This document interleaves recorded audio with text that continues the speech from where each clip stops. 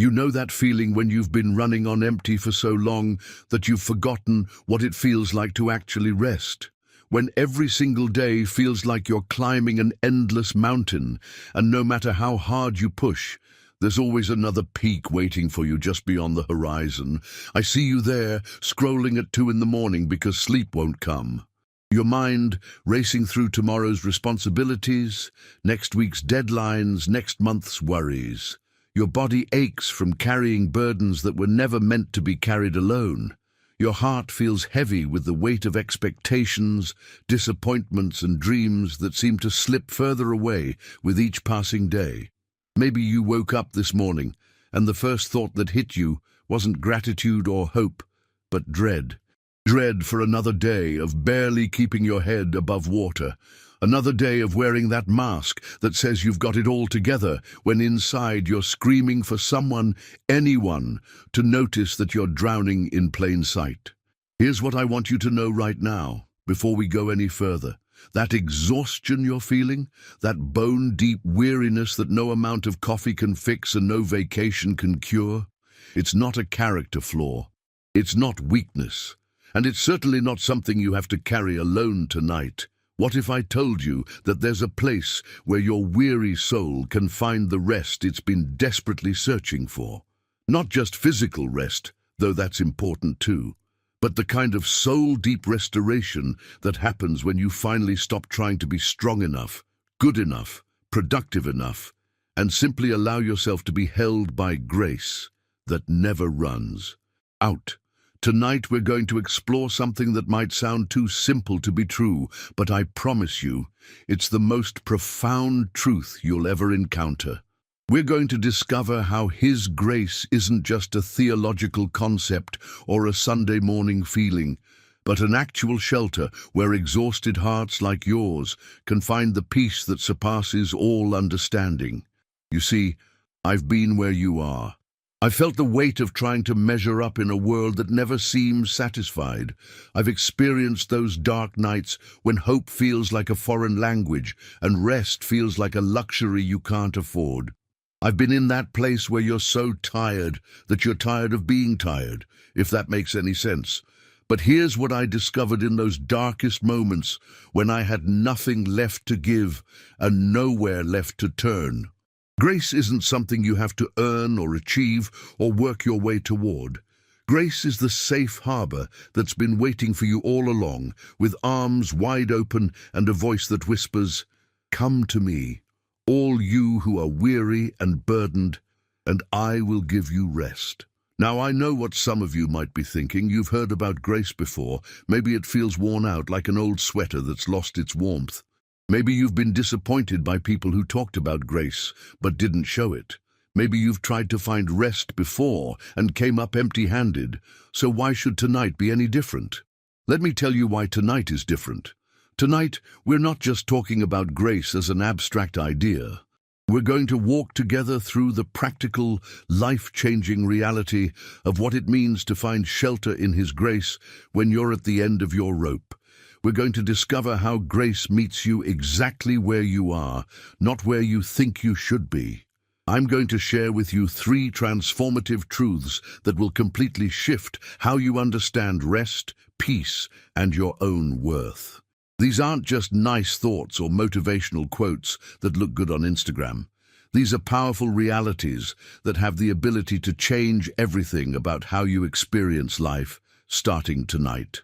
The first truth is this: His grace is bigger than your exhaustion, and I mean bigger in every possible way, bigger than the mistakes that keep you awake at night, bigger than the responsibilities that feel crushing, bigger than the fear that you're not enough and never will be. His grace doesn't just cover your exhaustion, it transforms it into an opportunity for deeper intimacy with the one who never grows weary of loving you. The second truth that we'll unpack together is that His grace isn't waiting for you to get your act together. You don't have to clean up your life, fix your problems, or become a better person before you can access this shelter.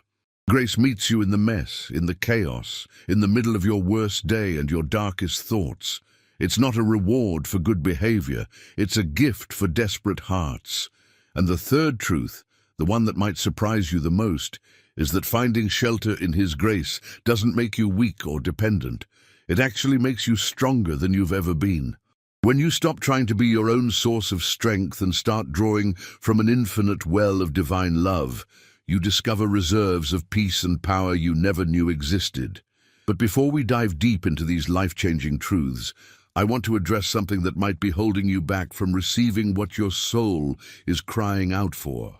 Maybe you've been taught that rest is selfish. Maybe you believe that if you're not constantly pushing, striving, and producing, then you're lazy or ungrateful. Maybe you've been conditioned to think that your worth is tied to your productivity, and if you slow down, you'll somehow become less valuable. Let me shatter that lie right now. The idea that you have to earn your worth through exhaustion is not from God. It's not from love. And it's certainly not the path to the abundant life you were created to experience. Your value isn't determined by how much you accomplish or how perfectly you perform. Your worth was established before you took your first breath, and it remains constant whether you're conquering the world or crying in your car. The truth is, finding shelter in His grace isn't an escape from responsibility. It's the foundation for sustainable, joy-filled living. When you're operating from a place of rest rather than striving, when you're drawing from His strength rather than your own limited reserves, you actually become more effective, more creative, more loving, and more alive than you ever thought possible. I remember a conversation I had with a friend who was running herself into the ground, trying to be the perfect mother, wife, employee, and daughter all at the same time. She was exhausted, resentful, and on the verge of a breakdown. When I suggested that maybe she needed to find some rest in God's grace, she looked at me like I'd suggested she abandon her family and move to a deserted island. "I can't rest," she said. "If I rest, everything falls apart. If I'm not holding it all together, who will?" That's when I realized she had confused being needed with being loved. She thought her value came from being indispensable, but what she really needed was to understand that she was already valued beyond measure, not for what she did, but for who she was. Over the next few weeks, we worked together to help her discover what it meant to find shelter in grace, not as an escape from her responsibilities, but as the source of strength and wisdom she needed to fulfill them with joy instead of exhaustion. The transformation was remarkable. She didn't abandon her roles. She embraced them from a place of fullness rather than emptiness. This is what I want for you tonight. Not an escape from your life, but a transformation of how you experience it. Not a magic wand that makes all your problems disappear, but a shelter where you can find the strength, peace, and perspective you need to face whatever comes your way. You see, when you're exhausted, everything feels harder than it should. Simple decisions become overwhelming. Small problems feel insurmountable. Normal interactions drain what little energy you have left. But when you're operating from a place of rest, when you've found shelter in His grace, everything changes. Challenges become opportunities. Problems become chances to see His faithfulness. Difficult people become invitations to extend the same grace you've received. But here's the thing about finding shelter in grace that might surprise you. It's not a one-time event. It's not like you pray a prayer, feel better for a day, and then you're done. Finding shelter in His grace is an ongoing relationship, a daily choice to come home to the love that never fails, never runs out, and never depends on your performance. Think of it like this. Imagine you're walking through a violent storm. The wind is howling, the rain is pelting your face, and you can barely see where you're going.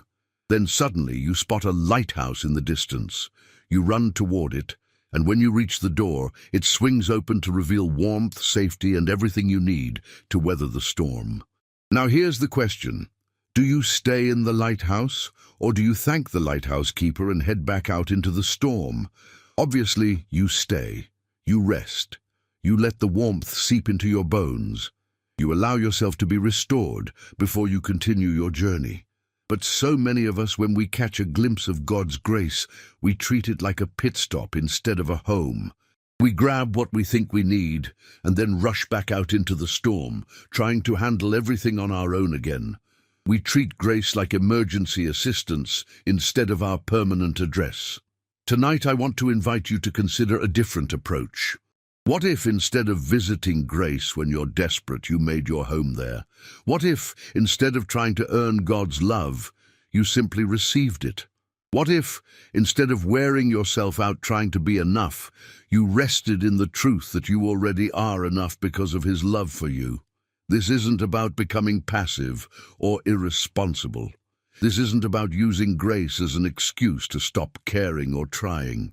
This is about discovering the difference between working from rest and working for rest. When you're working from rest, from that place of knowing you're loved and valued regardless of your performance, your work becomes an expression of gratitude rather than a desperate attempt to prove your worth. But I know what some of you are thinking right now. This sounds too good to be true. You've been disappointed before. You've tried to find peace and came up empty. You've prayed prayers that seemed to bounce off the ceiling. You've looked for God in your exhaustion and felt like He was nowhere to be found. Let me tell you something that might change everything about how you understand those moments of feeling abandoned or unheard. What if God wasn't absent during your darkest hours? What if He was actually closest to you then, but exhaustion had clouded your ability to recognize His presence? You see, when we're running on empty, our spiritual senses get dulled just like our physical ones. When you haven't slept in days, colors look muted, sounds seem distant, and even the people you love most can feel like strangers. The same thing happens in our relationship with God when we're spiritually and emotionally depleted. It's not that He's moved away from us. It's that our capacity to perceive His nearness has been compromised by the very exhaustion that makes us need Him most. I want you to imagine for a moment that you're a child who's been playing outside all day. You're dirty, tired, and completely worn out.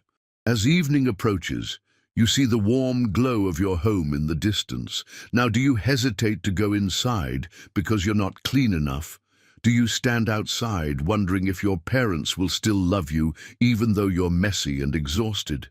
Of course not. You run toward that light because you know that home is exactly where you belong, exactly as you are. This is the heart of what it means to find shelter in His grace. You don't have to clean yourself up first. You don't have to figure out how to stop being tired before you can come to the one who promises rest. You come as you are, with all your exhaustion, all your questions, all your fears, and all your failures, and you discover that grace has been waiting for you with open arms all along.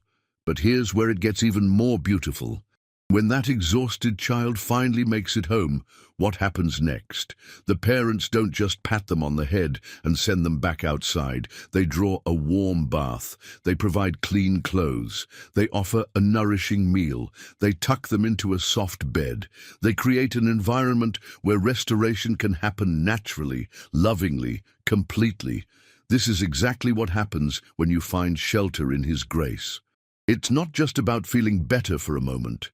It's about being enveloped in an atmosphere where your soul can actually heal, where your perspective can be renewed, where your strength can be restored from the inside out. Now, I need to address something that might be creating resistance in your heart right now.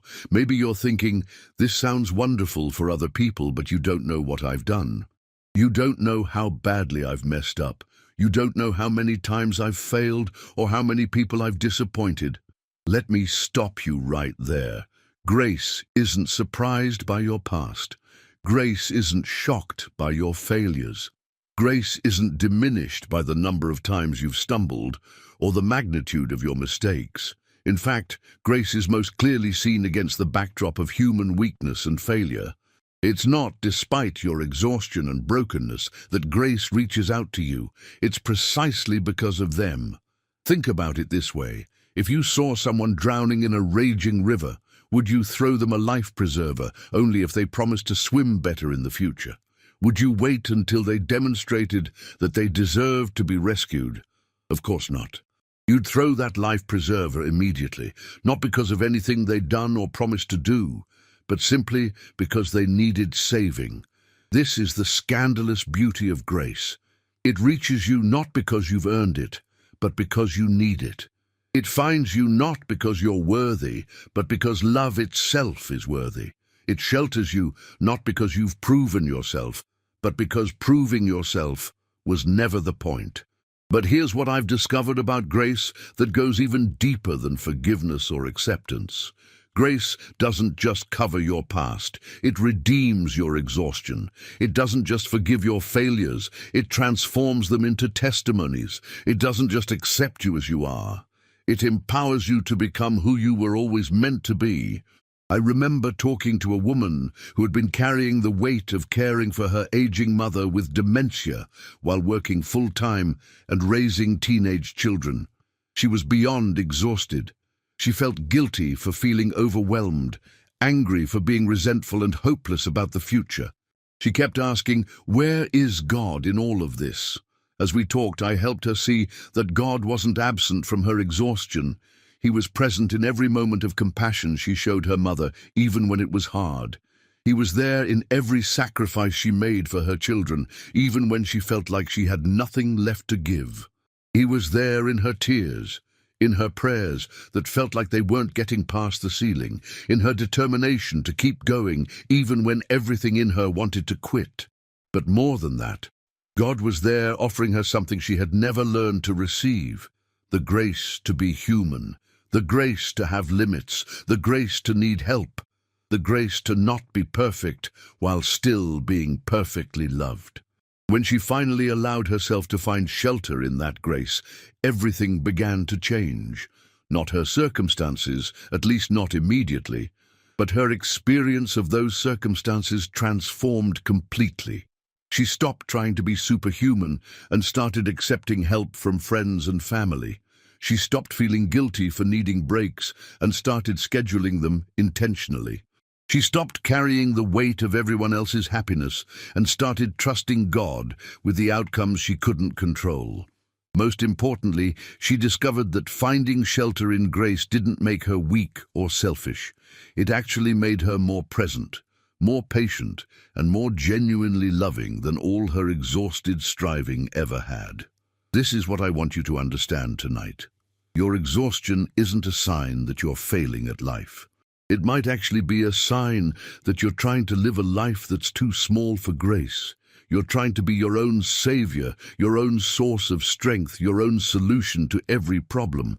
But you were never designed to carry that kind of weight. You were designed to live in partnership with a God who never grows weary, never runs out of resources, never gets overwhelmed by the complexity of your situation. You were created to draw from an infinite well of love, wisdom, and strength that makes your limitations not a liability, but an opportunity to experience something far greater than what you could accomplish on your own. But finding shelter in His grace requires something that might feel counterintuitive, especially if you're used to being the strong one, the reliable one, the one everyone else depends on. It requires surrender. Not the kind of surrender that gives up or gives in, but the kind of surrender that gives over. It's the difference between a white flag of defeat and the open hands of trust. When you wave a white flag, you're admitting you've lost. When you open your hands in surrender to grace, you're admitting that you were never supposed to fight this battle alone in the first place. I know that might sound scary. If you've been the one holding everything together, the thought of letting go can feel terrifying. What if everything falls apart? What if people stop depending on you? What if you discover that you're not as needed as you thought you were? But here's the paradox of grace. When you stop trying to be indispensable, you often become more genuinely helpful than you ever were when you were running yourself into the ground. When you stop trying to be everyone's savior, you create space for the real savior to work in ways that are far more effective than your exhausted efforts ever could be. When you find shelter in His grace, you don't become less. You become more rested, more peaceful, more wise, more loving, more authentic, more alive. You become the person you were always meant to be before the world convinced you that your worth was tied to your productivity and your value was measured by your exhaustion. Tonight, as you're reading these words, I want you to imagine that shelter I've been talking about. Picture it however makes sense to you. Maybe it's a cozy cabin with a fireplace crackling and soft blankets waiting.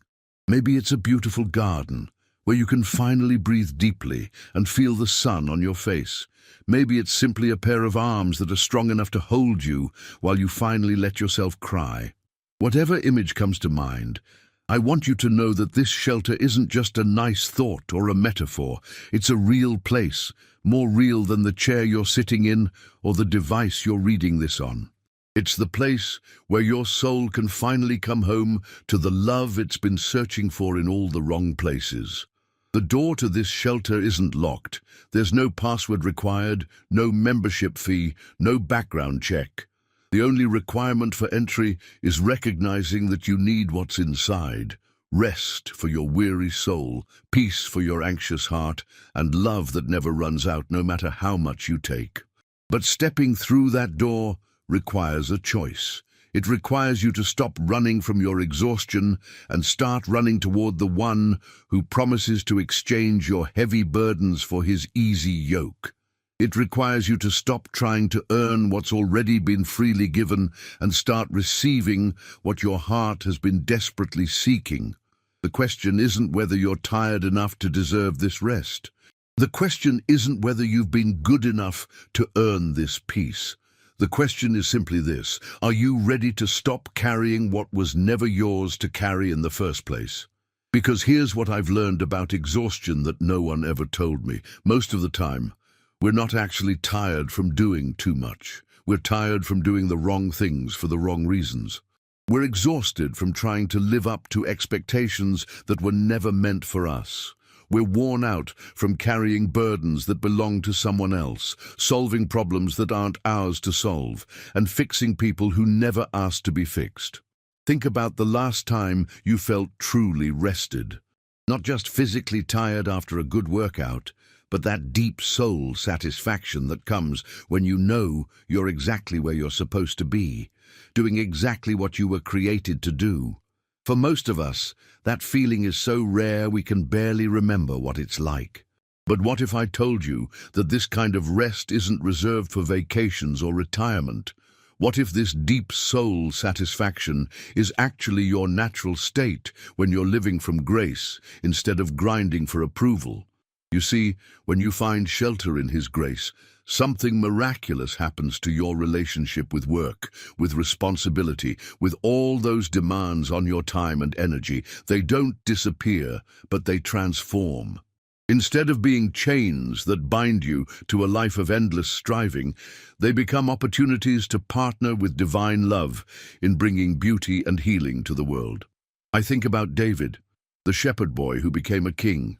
Before he ever fought a giant or wore a crown, he spent countless hours alone in the fields with his sheep. Most people would look at that season and see boredom, isolation, maybe even wasted potential. But David understood something profound about finding shelter in God's presence during the quiet, unnoticed moments. Those hours in the fields weren't preparation for his real life. They were his real life. Every sunrise he watched paint the sky, every star he counted in the darkness, every song he wrote while the sheep grazed peacefully around him was forming something in his heart that no amount of success or achievement could ever create. He was learning to find his home in God's presence, not in external circumstances. When the storms came later, when enemies surrounded him and his own family turned against him, David didn't have to learn how to find shelter in grace. He already lived there. His exhaustion and fear drove him deeper into a place he already knew how to find. This is what I want for you. Not just relief from your current exhaustion, but a fundamental shift in how you approach rest itself. Instead of seeing rest as something you have to earn through productivity, what if you started seeing productivity as something that flows naturally from rest? I know this feels backwards. Everything in our culture screams that you have to hustle for your worth, that you have to prove yourself valuable before you can slow down. But what if the culture got it exactly wrong? What if the secret to sustainable impact isn't working harder, but resting deeper? Let me paint you a picture of what this looks like in real life. Imagine waking up tomorrow morning, and instead of that familiar dread washing over you as you think about everything you have to do, you feel something different. Not the absence of responsibility, but the presence of someone who shares the load. Your to-do list is still there, but now it's filtered through the question, what is mine to do today and what belongs to you? Your relationships still need attention, but now you're loving people from overflow instead of trying to fill your own emptiness through their approval. Your work still matters, but now it's an expression of who you are rather than a desperate attempt to prove who you might become. This isn't fantasy. This isn't positive thinking or wishful dreaming. This is what happens when you stop trying to be God in your own life and start partnering with the God who's been waiting patiently for you to remember that you were never meant to do this alone. But here's where most people get stuck. They hear about grace, they understand it intellectually, they might even feel it emotionally for a moment, but then they go right back to the same patterns that exhausted them in the first place. Why? Because they're trying to add grace to their old way of living instead of letting grace transform how they live. It's like trying to fill a bucket with a massive hole in the bottom. You can pour in all the grace, all the rest, all the spiritual practices you want, but if you don't address the fundamental lie that your worth depends on your performance, you'll wake up empty again tomorrow morning. The hole in the bucket isn't your circumstances. It's not your demanding job or your difficult relationships or your financial pressures. The hole is the belief that you have to earn love, that you have to prove your value, that you have to be perfect to be accepted.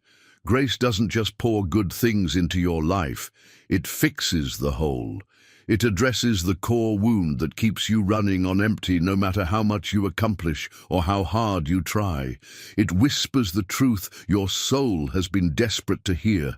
You are loved not because of what you do, but because of who you are. You are valued not for your productivity, but for your presence. You are accepted not for your perfection, but for your participation in a love story that began before you were born.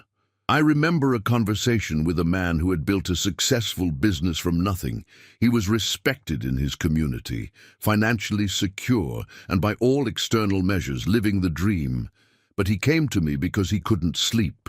Not because of stress about money or problems with the business, but because he was haunted by the question, is this all there is? He had achieved everything he thought would make him happy, but instead of satisfaction, he felt empty. Instead of peace, he felt restless. Instead of joy, he felt like he was going through the motions of a life that belonged to someone else. As we talked, it became clear that he had built his entire identity around being successful, being needed, being the one who had all the answers. But success had become a prison.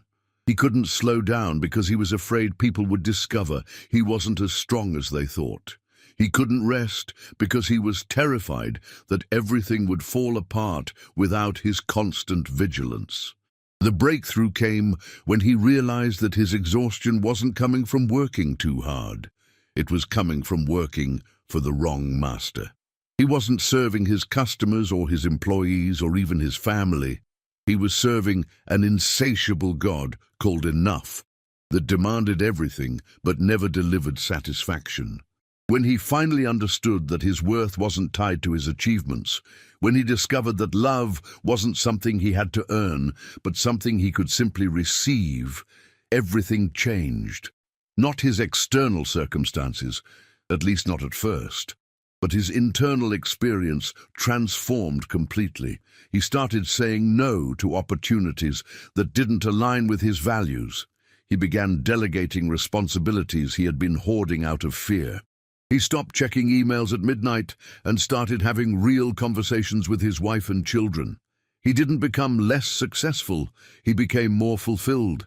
He didn't lose his drive, he found his peace.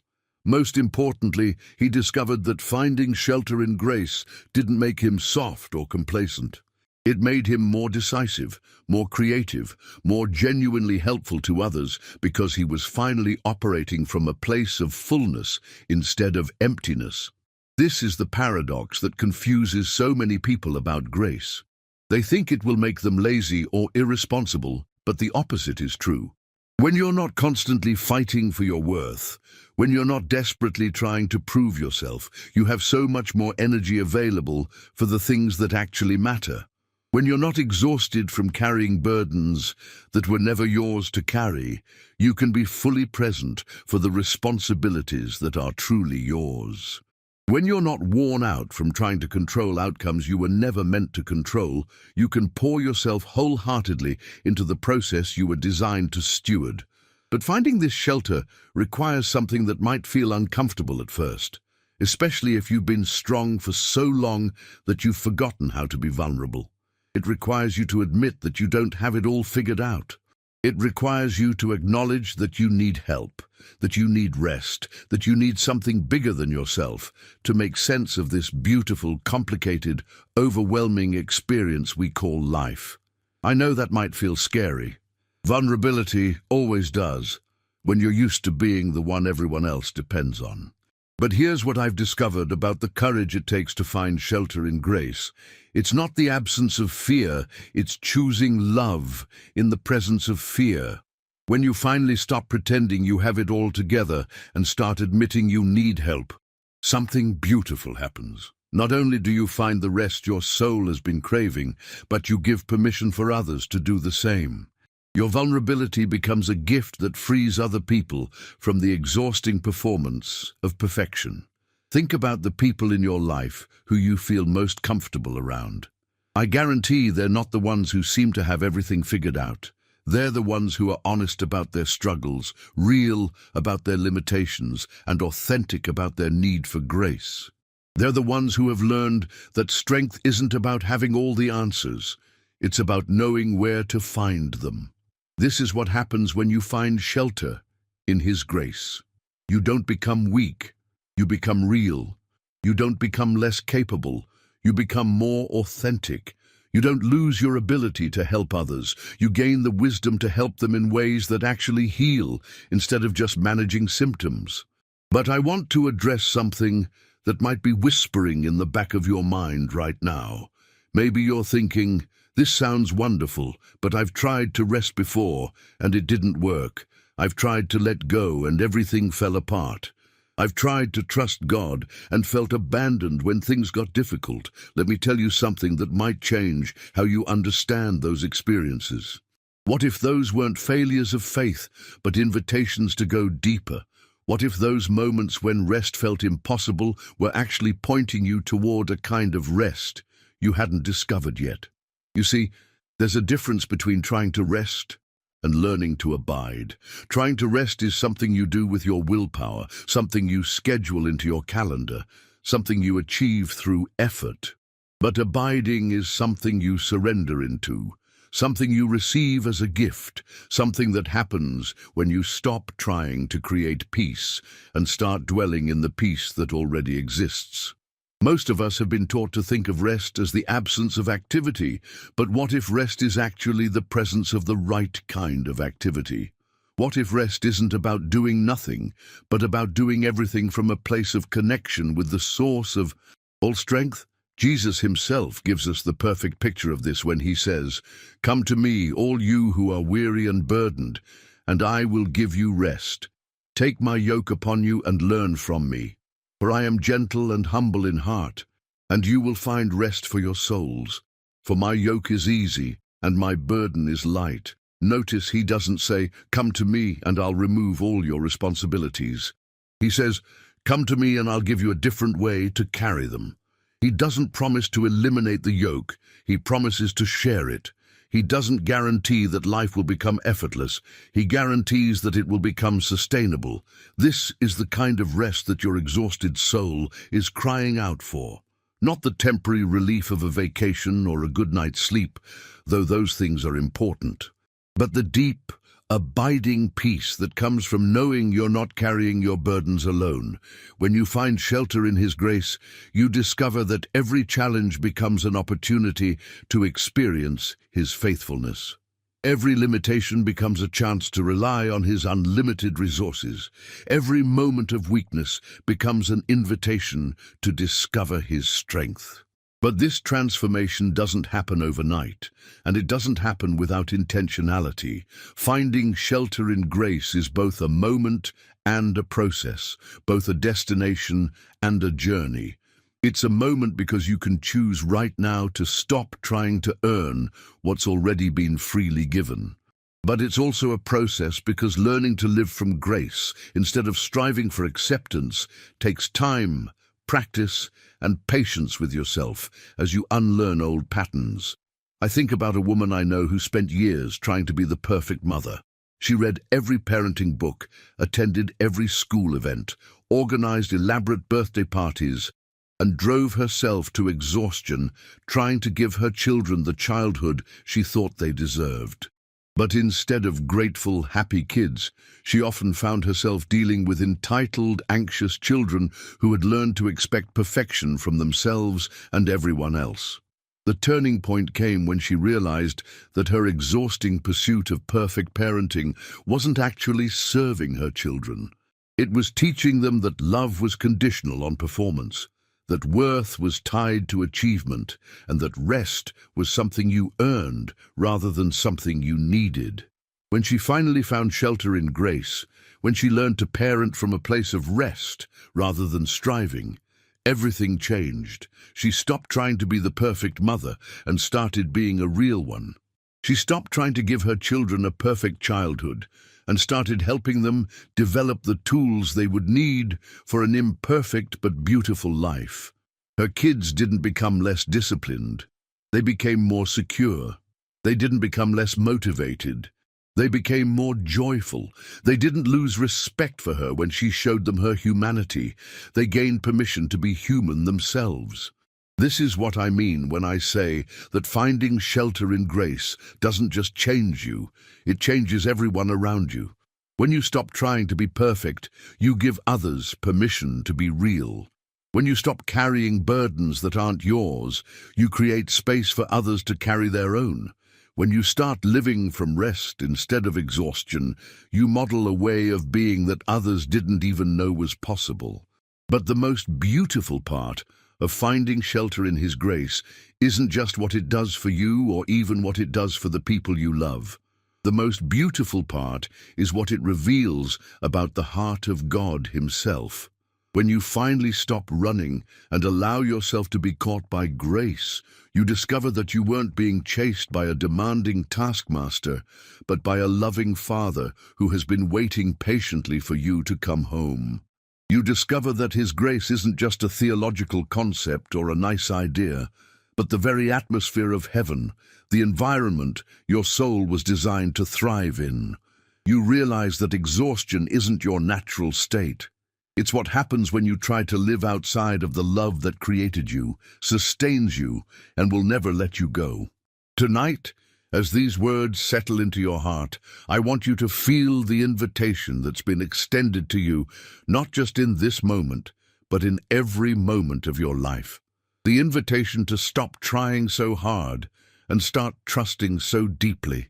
The invitation to stop earning love and start receiving it.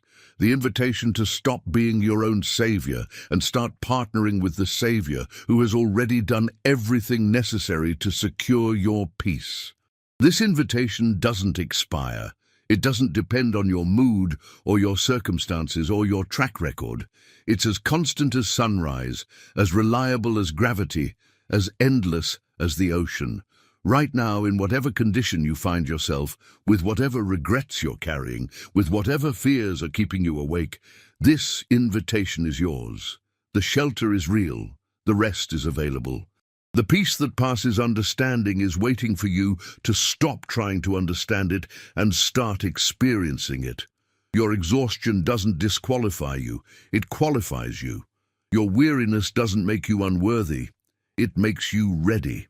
The only question that remains is this: are you ready to come home? The weight you've been carrying isn't yours to bear alone. I know you've heard that before, maybe rolled your eyes at the simplicity of it, but tonight I need you to really hear what I'm saying. That crushing responsibility that sits on your chest when you wake up at 3 in the morning. That voice that tells you if you don't hold it all together, everything will crumble. That's not the voice of love. That's not the voice of truth. And it's certainly not the voice of the one who created you for so much more than exhaustion.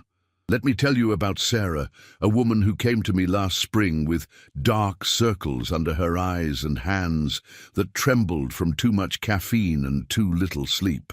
She was juggling a demanding career, caring for 3 young children, and trying to maintain a marriage that felt more like a business partnership than a love story. When I asked her when she had last felt truly rested, she stared at me for a full minute before whispering, "I honestly can't remember." Sarah had built her entire identity around being indispensable. She was the one people called when they needed something done right. She was the volunteer coordinator at church, the team leader at work, the mum who made Pinterest-worthy lunches and never missed a soccer game. But somewhere along the way, being needed had become her drug of choice. And like any addiction, it required more and more to achieve the same high. The breaking point came on a Tuesday morning when she found herself sobbing in the grocery store parking lot because she couldn't remember if she had fed her youngest breakfast. That's when she realized that her pursuit of being the perfect everything to everyone had actually made her present for no one, not even herself. When Sarah finally understood what it meant to find shelter in His grace, something remarkable happened. She didn't suddenly become irresponsible or neglectful. She didn't abandon her roles or stop caring about excellence. Instead, she discovered the difference between serving from overflow and serving from emptiness. She learned to say no without guilt. She started asking for help without shame. She began to see that her children didn't need a perfect mother. They needed a peaceful one. Her husband didn't need a wife who could do everything. He needed a partner who could be present for the things that truly mattered.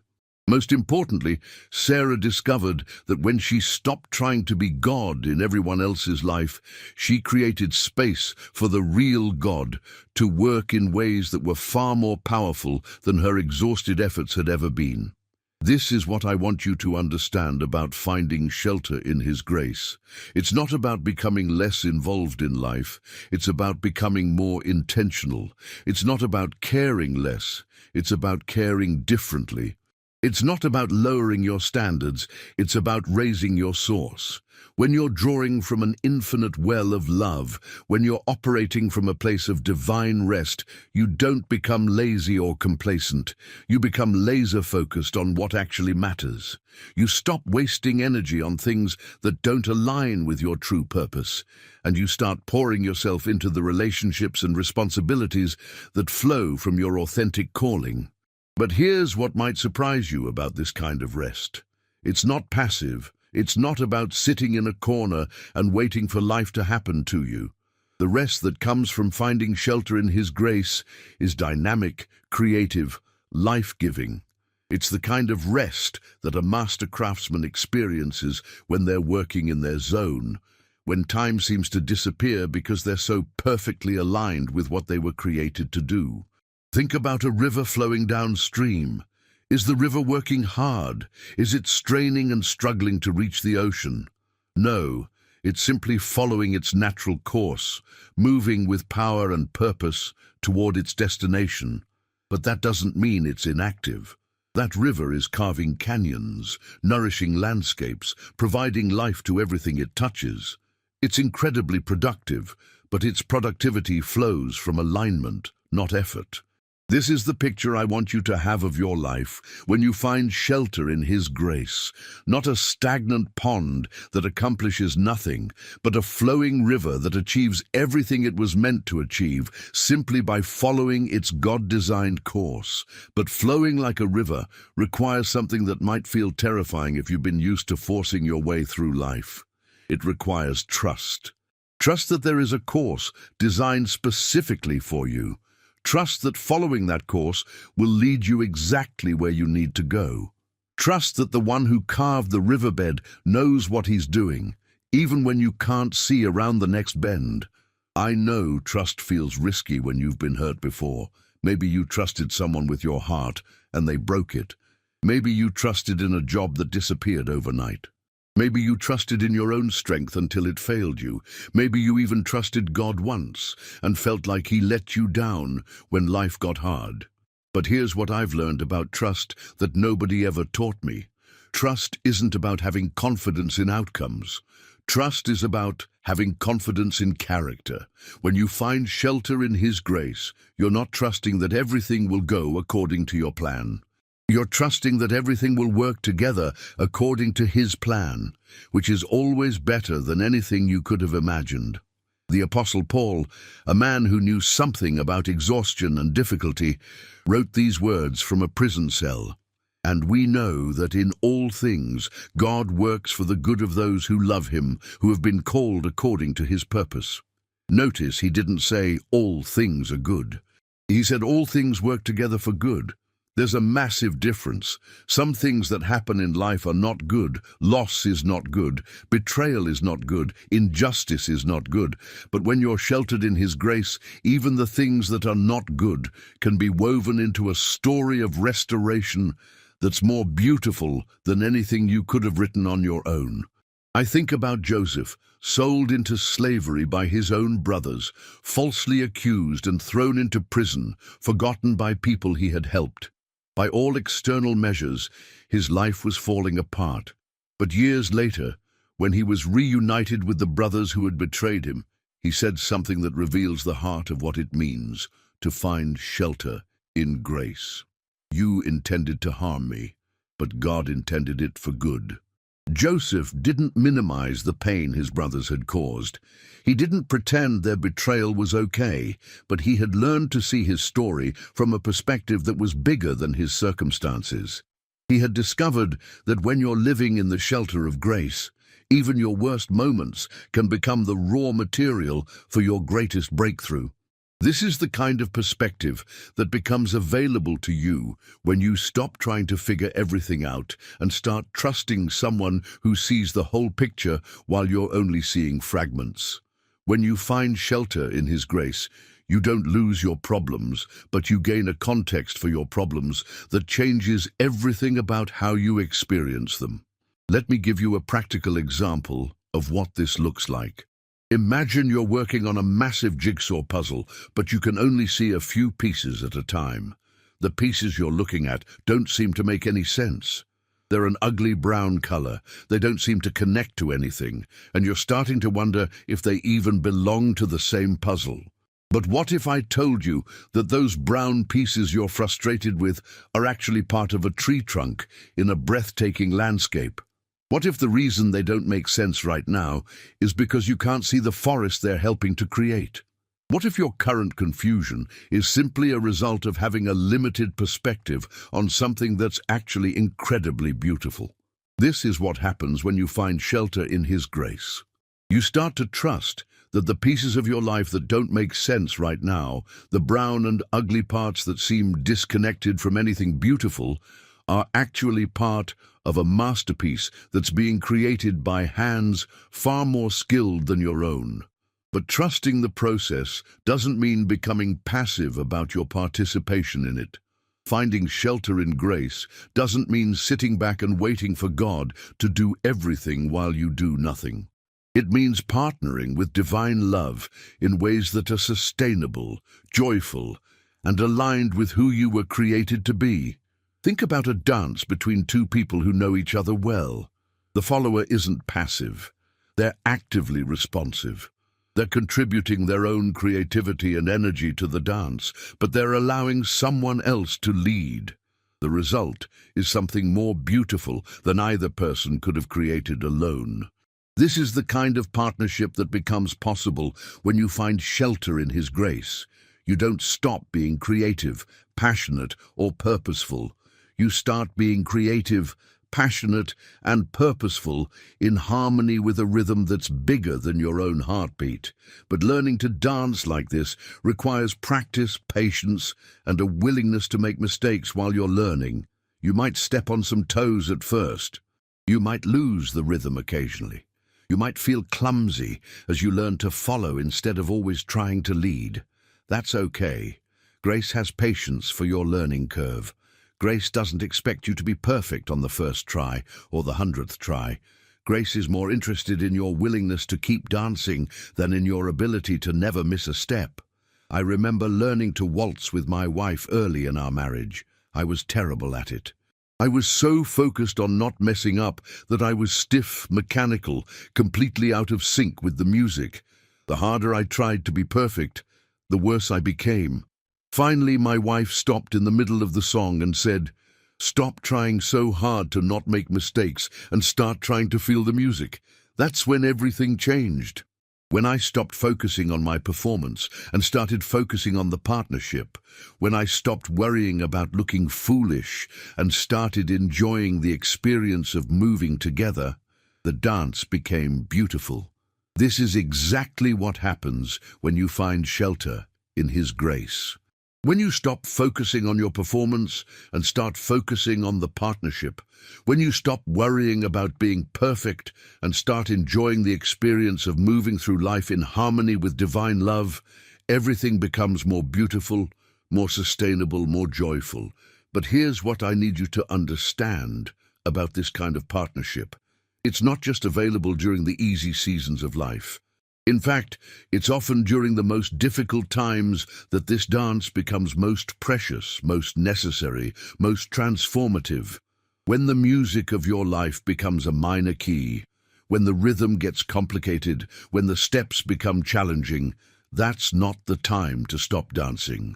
That's the time to lean more fully into the partnership, to trust more completely in the one who knows every step of every song, even the ones you've never heard before. I think about Mary, the mother of Jesus, receiving news that would change her life forever. An angel appears and tells her she's going to give birth to the Son of God. This is wonderful news, but it's also terrifying news. She's unmarried, young, living in a culture where pregnancy outside of wedlock could mean death by stoning. But Mary's response reveals something beautiful about what it means to find shelter in grace during uncertain times. She doesn't say, "I understand everything about this plan." She doesn't say, "I'm confident I can handle whatever comes next." She simply says, "Let it be unto me according to your word." Mary chose trust over understanding. She chose partnership over control. She chose to find her shelter in God's character rather than in her ability to figure everything out. And because of that choice, she became part of the most beautiful story ever told. This is the kind of trust that becomes available to you when you find shelter in His grace. Not trust based on having all the answers, but trust based on knowing the heart of the one who does have all the answers. Not confidence in your ability to handle whatever comes, but confidence in His ability to walk with you through whatever comes. When you're exhausted, this kind of trust can feel impossible. When you're running on empty, when you can barely think straight, when you're not sure you can make it through another day, the idea of trusting someone else with your life can feel like more than you can handle. But here's the beautiful paradox of grace. The times when trust feels most impossible are often the times when trust becomes most necessary and most transformative. When you have nothing left to give, when your own resources are completely depleted, when your own strength has utterly failed you, that's when grace has the most room to work. It's like a broken bone that becomes stronger at the breakpoint after it heals. Your exhaustion isn't a sign that you're failing. It might be a sign that you're ready to discover a kind of strength you never knew existed. David understood this when he wrote, "When I am weak, then I am strong." He wasn't talking about positive thinking or mind over matter. He was talking about the supernatural strength that becomes available when you stop trying to be your own source and start drawing from the infinite well of divine love. But accessing this strength requires something that goes against every instinct you have when you're exhausted. It requires rest. Not just physical rest, though that's important, but the kind of soul rest that can only come from knowing that you're completely loved, fully accepted, and eternally secure, regardless of how well you perform. This is the rest that your heart has been crying out for. This is the shelter your soul has been searching for. This is the grace that has been waiting patiently for you to stop running and start receiving. Tonight, as you feel the weight of tomorrow's responsibilities pressing down on you, as you think about all the ways you've fallen short and all the reasons you feel unworthy of rest, I want you to hear something that might change everything about how you understand your relationship with God. You are not a burden to Him. Your exhaustion doesn't annoy Him. Your weakness doesn't disappoint Him. Your need for help doesn't make Him wish He had chosen someone stronger. You are the joy set before Him, the treasure He gave everything to possess, the beloved child He has been waiting for to come home. The shelter of His grace isn't a consolation prize for people who can't make it on their own. It's the intended dwelling place for everyone who was created to live in partnership with divine love. It's not where you go when you fail. It's where you start so that you can succeed in the ways that actually matter. Your exhaustion has been trying to tell you something important. It's been whispering that you were never designed to carry the weight of the world on your shoulders. It's been reminding you that you are human, not superhuman, and that being human is exactly what you were created to be. When you finally stop fighting your limitations and start embracing them as invitations to experience something greater than what you could accomplish on your own, when you stop seeing your need for rest as weakness and start seeing it as wisdom, when you stop trying to earn love and start receiving it, everything changes. Not just your circumstances, though they often change too, but your experience of those circumstances transforms completely. The same challenges that once felt overwhelming become opportunities to witness divine faithfulness. The same relationships that once drained you become channels for giving and receiving love. The same responsibilities that once felt crushing become expressions of your partnership with purpose itself. This transformation doesn't happen because you become a different person. It happens because you finally become the person you were always meant to be. The person you are when you're not trying to be someone else. The person you are when you're resting in the truth of who you are, rather than striving to prove who you might become. Tonight, that person is waiting for you in the shelter of His grace.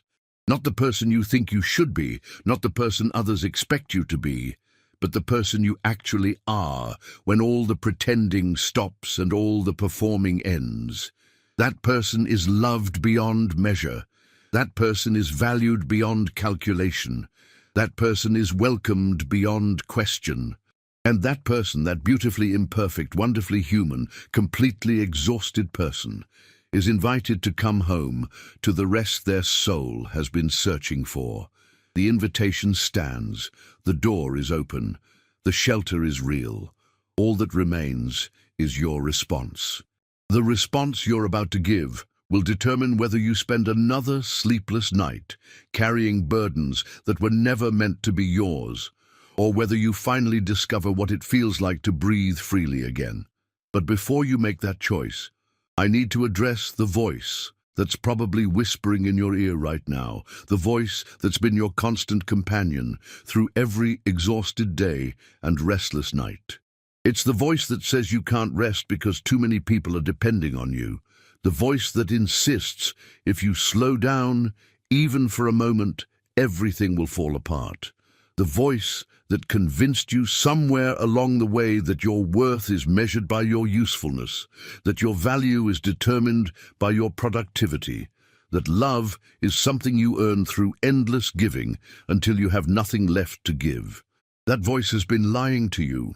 I know it doesn't feel like a lie, because it sounds so reasonable, so responsible, so noble even. After all, isn't it good to care about others? Isn't it admirable to work hard? Isn't it virtuous to sacrifice for the people you love? Of course it is, but there's a world of difference between loving others from a place of fullness and loving others from a place of desperation.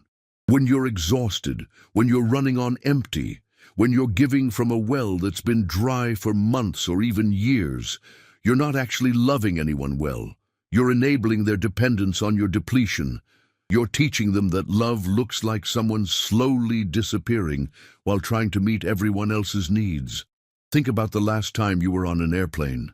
Remember what the flight attendant said about the oxygen masks? Put your own mask on first before helping others. Why? Because if you pass out from lack of oxygen, you can't help anyone. You become another person who needs rescuing instead of someone who can offer rescue. The same principle applies to your emotional, spiritual, and physical well-being. When you consistently give from emptiness, when you consistently pour from a pitcher that's already empty, you don't become more loving. You become more resentful, more anxious, more prone to burnout, and ultimately less capable of offering genuine help to anyone. I met a pastor once who had built his entire ministry around being available to everyone at every moment. His phone was always on, his door was always open, his schedule was always flexible for whoever needed him most urgently.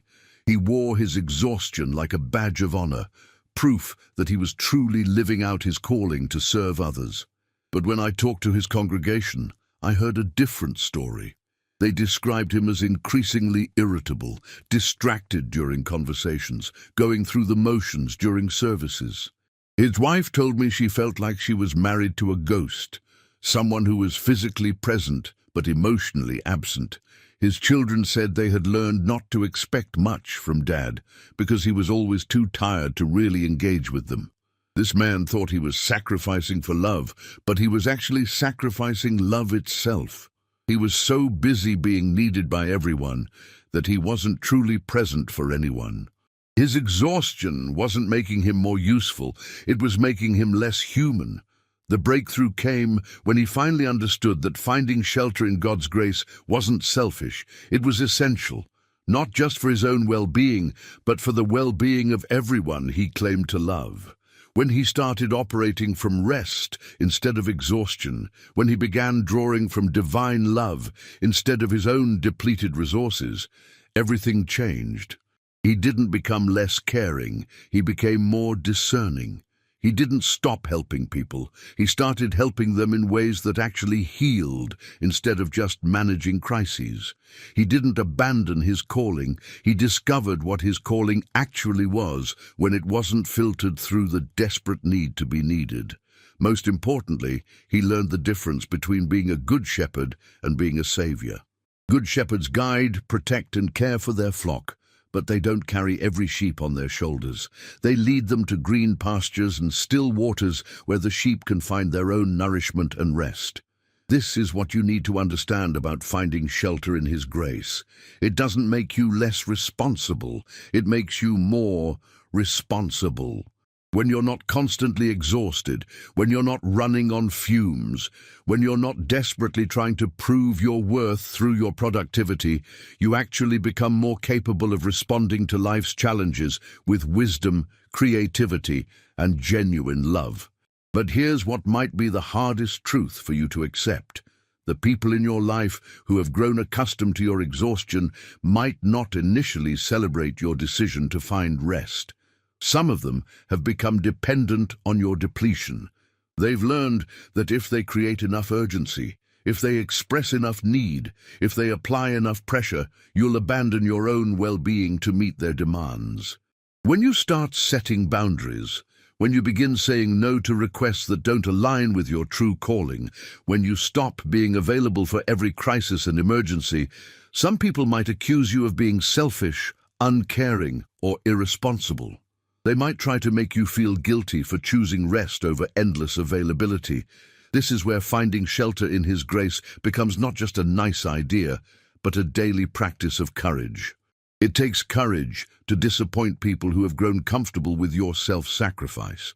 It takes courage to trust that saying no to good things will create space for great things. It takes courage to believe that you are loved for who you are, not just for what you do.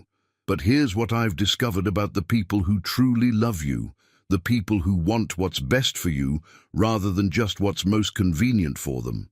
They will celebrate your decision to find rest. They will support your boundaries. They will encourage your journey toward wholeness because they understand that a healthy, rested, peaceful version of you is a gift not just to yourself, but to everyone whose life you touch. The others, the ones who resist your movement toward health, who pressure you to return to patterns of exhaustion, who make you feel guilty for taking care of yourself. Their resistance reveals something important about the nature of your relationship with them. It shows you that they were more interested in what you could do for them than in who you are as a person. This revelation can be painful, but it's also liberating. When you find shelter in His grace, you discover which relationships are built on genuine love and which ones are built on mutual dysfunction. You learn the difference between people who want to walk alongside you on your journey and people who want to consume you as fuel for their own journey.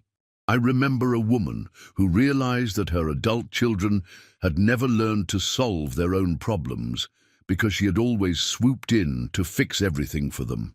Every financial crisis, every relationship drama, every work conflict became her emergency to solve.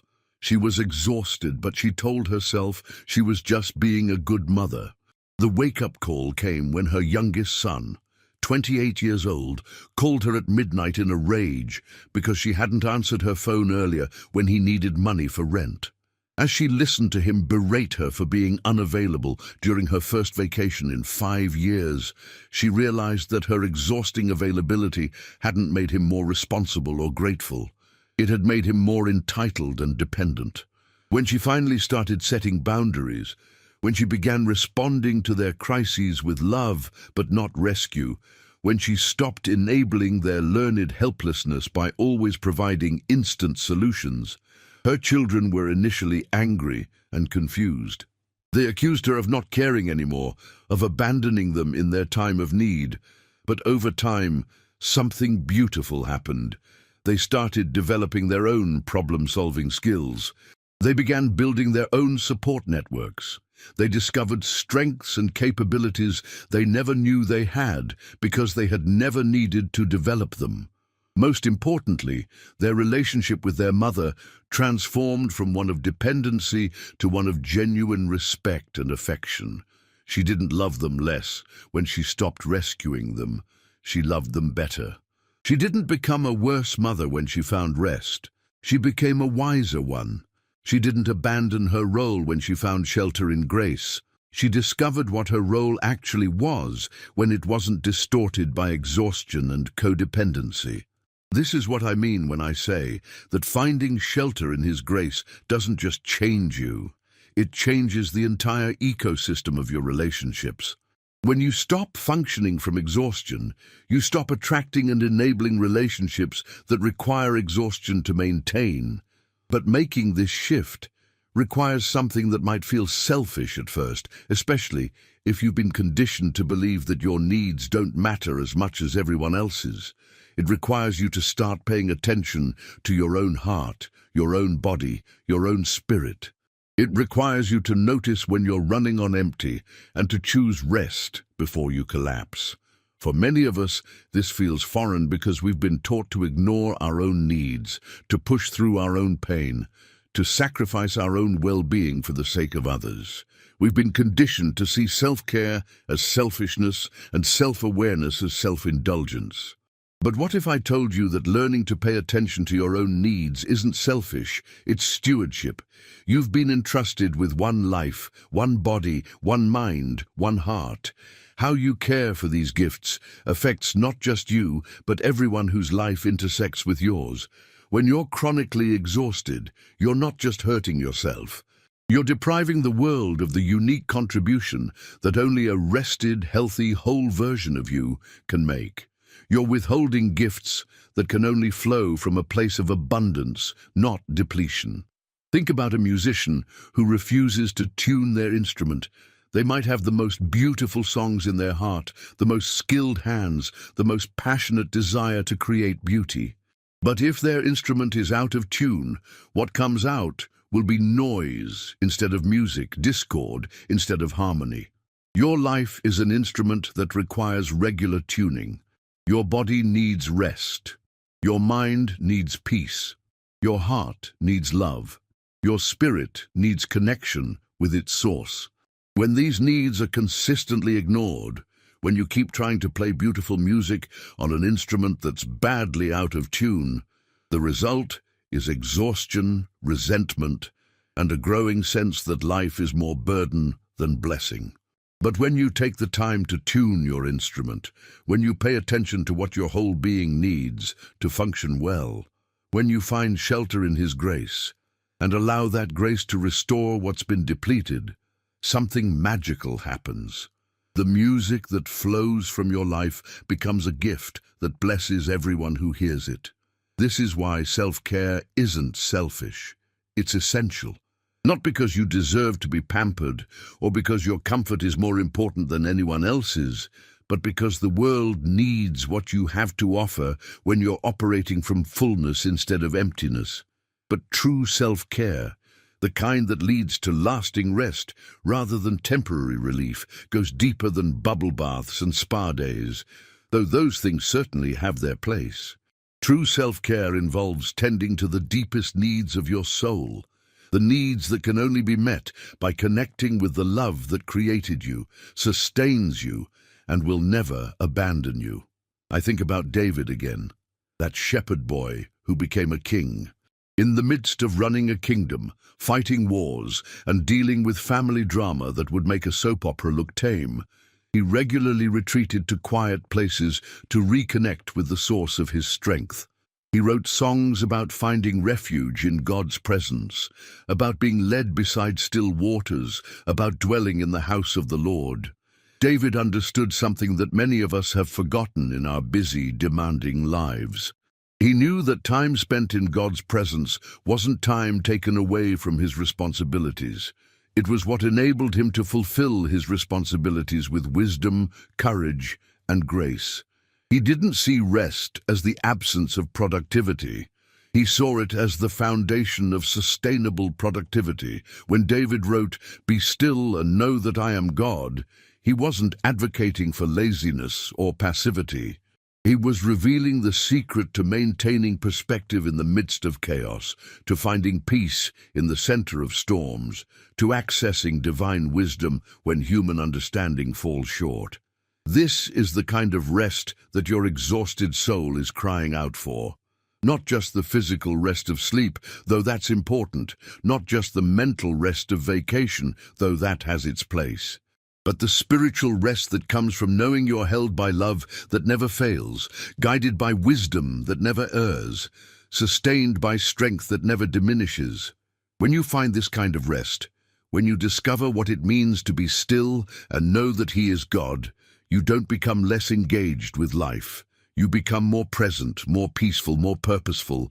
You don't lose your drive, you find your center. You don't become irresponsible.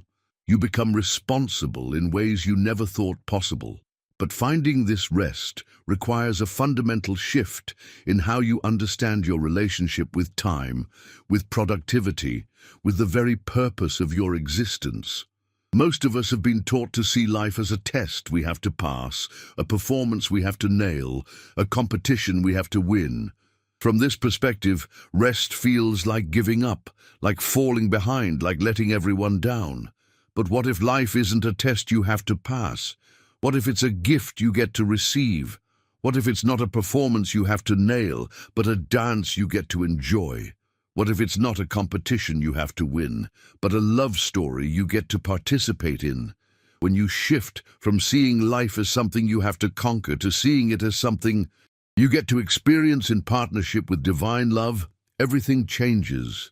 Rest stops feeling like weakness and starts feeling like wisdom. Boundaries stop feeling like selfishness and start feeling like self-respect. Saying no to some things stops feeling like failure and starts feeling like faithfulness to what matters most. This shift doesn't happen overnight. And it doesn't happen without resistance, both from the world around you and from the voices in your own head that have been conditioned to equate your worth with your productivity. But every time you choose rest over striving, every time you choose being over doing, every time you choose trust over control, you're participating in your own restoration. You're not just finding temporary relief from exhaustion, you're discovering a completely different way of being human. You're learning what it means to live from grace instead of grinding for acceptance. You're experiencing what it feels like to be loved, not for what you do, but for who you are. And here's the beautiful truth that might surprise you. When you start living from this place of rest, when you begin operating from overflow instead of emptiness, you don't become less effective at the things that truly matter. You become more effective, more creative, more genuinely helpful than you ever were when you were running yourself into the ground. This is the paradox of grace that confuses our performance-driven culture. Rest doesn't make you lazy, it makes you focused. Peace doesn't make you passive, it makes you purposeful. Love doesn't make you weak, it makes you wise. When you're not constantly exhausted, when you're not perpetually stressed, when you're not chronically overwhelmed, you have access to parts of yourself that exhaustion keeps locked away. You become more creative because creativity requires space to breathe. You become more intuitive because intuition requires quiet to be heard. You become more loving because love flows from fullness, not emptiness. But perhaps most importantly, when you find shelter in His grace, when you discover what it means to rest in divine love, you become a living testimony to a different way of being human. In a world that's addicted to exhaustion, your peace becomes a question. In a culture that worships productivity, your rest becomes a revolution. In a society that equates worth with achievement, your inherent value becomes a beacon of hope for everyone who's forgotten that they're loved simply because they exist. This is why finding shelter in His grace isn't just about you, though it starts with you.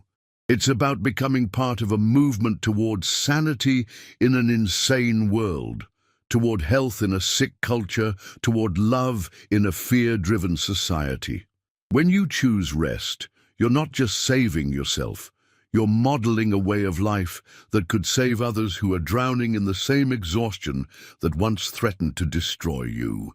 But this transformation, this movement from exhaustion to rest, from striving to grace, from performance to peace, requires one more thing that might be the hardest of all. It requires you to forgive yourself for all the years you spent believing that your worth depended on your productivity, that your value was tied to your usefulness, that love was something you had to earn rather than something you could simply receive. You've been doing the best you could with what you knew at the time. The exhaustion, the striving, the desperate attempts to be enough, they all came from a place of trying to create the love and security that you thought you had to manufacture for yourself. You didn't know then what you're learning now, that the love you've been working so hard to earn has been freely available all along. Tonight, as you feel the weight of all those years of trying so hard, as you think about all the ways you've worn yourself out in pursuit of acceptance that was already yours, I want you to extend to yourself the same grace that's been waiting patiently for you to receive it. You don't have to carry the shame of past exhaustion into your future rest. You don't have to punish yourself for the years you spent believing lies about your worth. You don't have to earn forgiveness for the ways you've hurt yourself and others through your desperate attempts to be good enough. Grace covers it all. Grace redeems it all. Grace transforms it all into something beautiful, something meaningful, something that can become a source of healing not just for you, but for everyone who needs to know that there's another way to live. The shelter is still there, waiting for you. The rest is still available, calling to you. The love that you've been seeking in all the wrong places, through all the wrong methods, is still here, patient and persistent and utterly unconditional. Your exhaustion has brought you to this moment, to this invitation, to this choice. It hasn't been your enemy. It's been your teacher, showing you that you were never designed to carry the weight of the world on your shoulders, reminding you that you are human and that being human is exactly what you were created to be.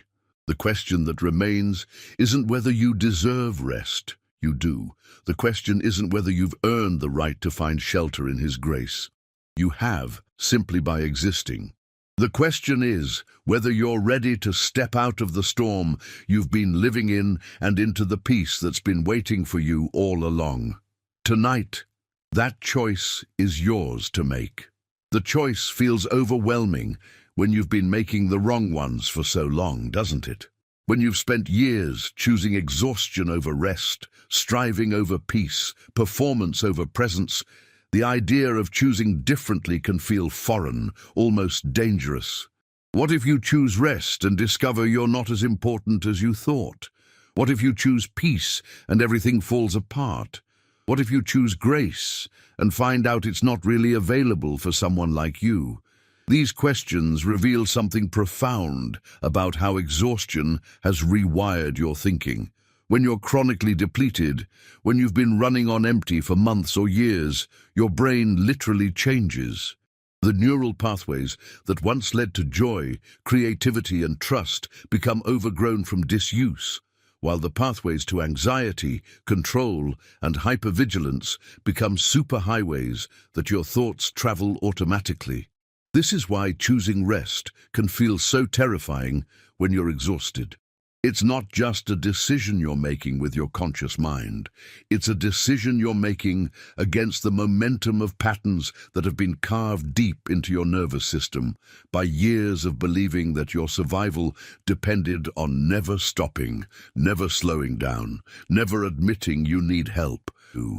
But here's what neuroscience is teaching us about the brain's incredible capacity for change, for healing, for creating new pathways even after years of traveling the same destructive routes.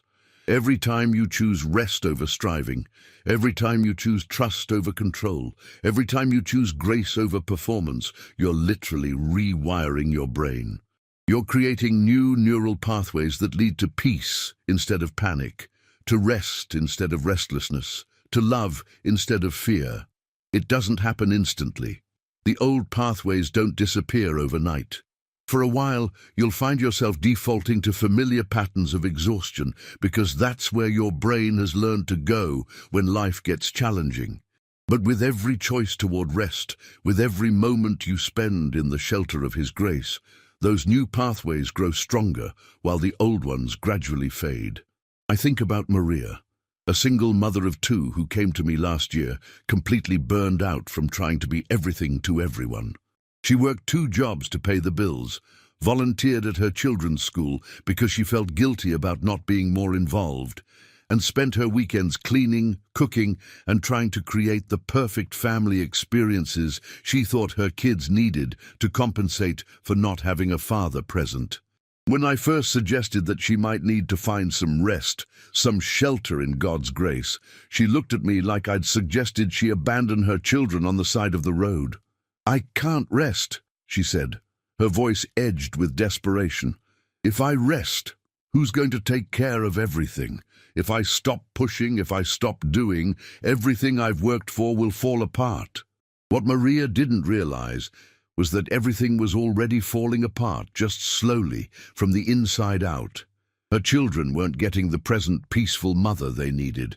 They were getting an exhausted, irritable woman who was physically there, but emotionally absent. Her work wasn't getting her best effort. It was getting the depleted leftovers after she'd given everything else away. She wasn't creating the stable, loving home she desperately wanted.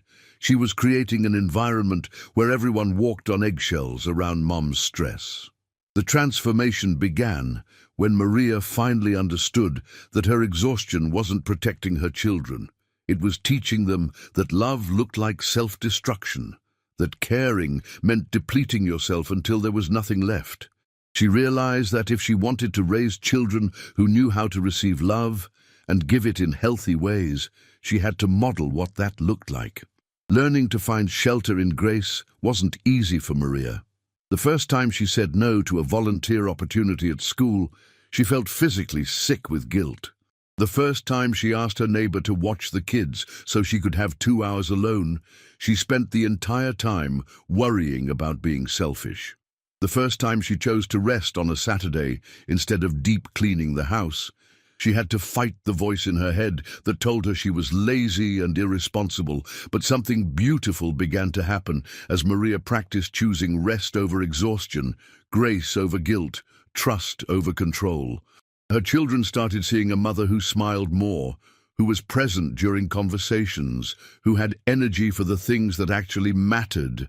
Her work performance improved because she was operating from clarity instead of chaos. Her home became more peaceful, not because it was perfectly clean, but because the person at the center of it was finally at peace. Most importantly, Maria discovered that when she stopped trying to be her children's savior and started trusting God to be theirs, miracles began happening in ways she never could have orchestrated through her exhausted efforts. Opportunities opened up, relationships developed, provision appeared in forms she never would have thought to ask for. This is what I want you to understand about the choice you're facing right now. It's not just a choice between being tired and being rested. It's a choice between two completely different ways of experiencing life. Two entirely different relationships with yourself, with others, and with God. When you choose exhaustion, when you keep pushing through on willpower alone, when you continue trying to be the source of everything everyone needs, you're choosing a life of diminishing returns. Each day requires more effort to achieve less satisfaction. Each relationship demands more energy while providing less fulfillment. Each responsibility feels heavier while mattering less. But when you choose to find shelter in His grace, when you decide to live from rest instead of working for it, when you start drawing from divine love instead of your own depleted reserves, you're choosing a life of increasing abundance. Not necessarily abundance of stuff or circumstances, but abundance of peace, joy, creativity, love, and all the things that make life worth living. The choice isn't really between doing more and doing less. It's between doing everything from a place of emptiness or doing everything from a place of fullness. It's between living as an orphan who has to fight for every scrap of love and acceptance, or living as a beloved child who can give freely because they know they're freely loved.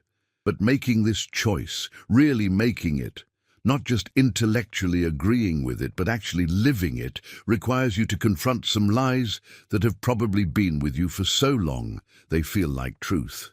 The lie that your worth depends on other people's approval. The lie that love is something you earn through perfect performance. The lie that rest is selfish and exhaustion is noble. These lies didn't just appear out of nowhere. They were planted by experiences, often painful ones, that taught you that the world wasn't safe unless you made it safe through your own efforts.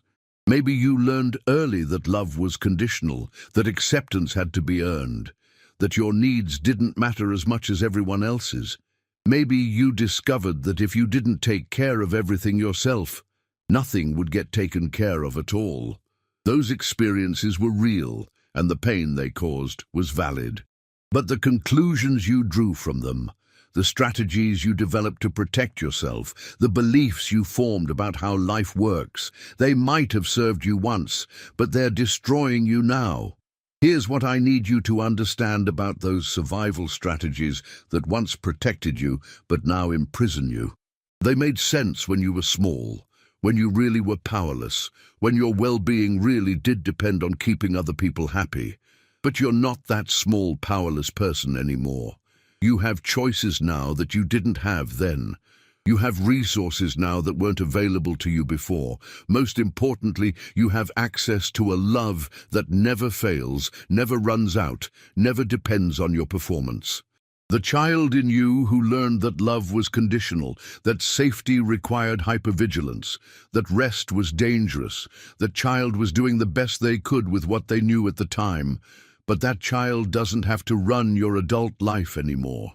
That child can finally rest in the safety they never had, the love they always needed, the grace that makes all their striving unnecessary. This is what it means to find shelter in His grace.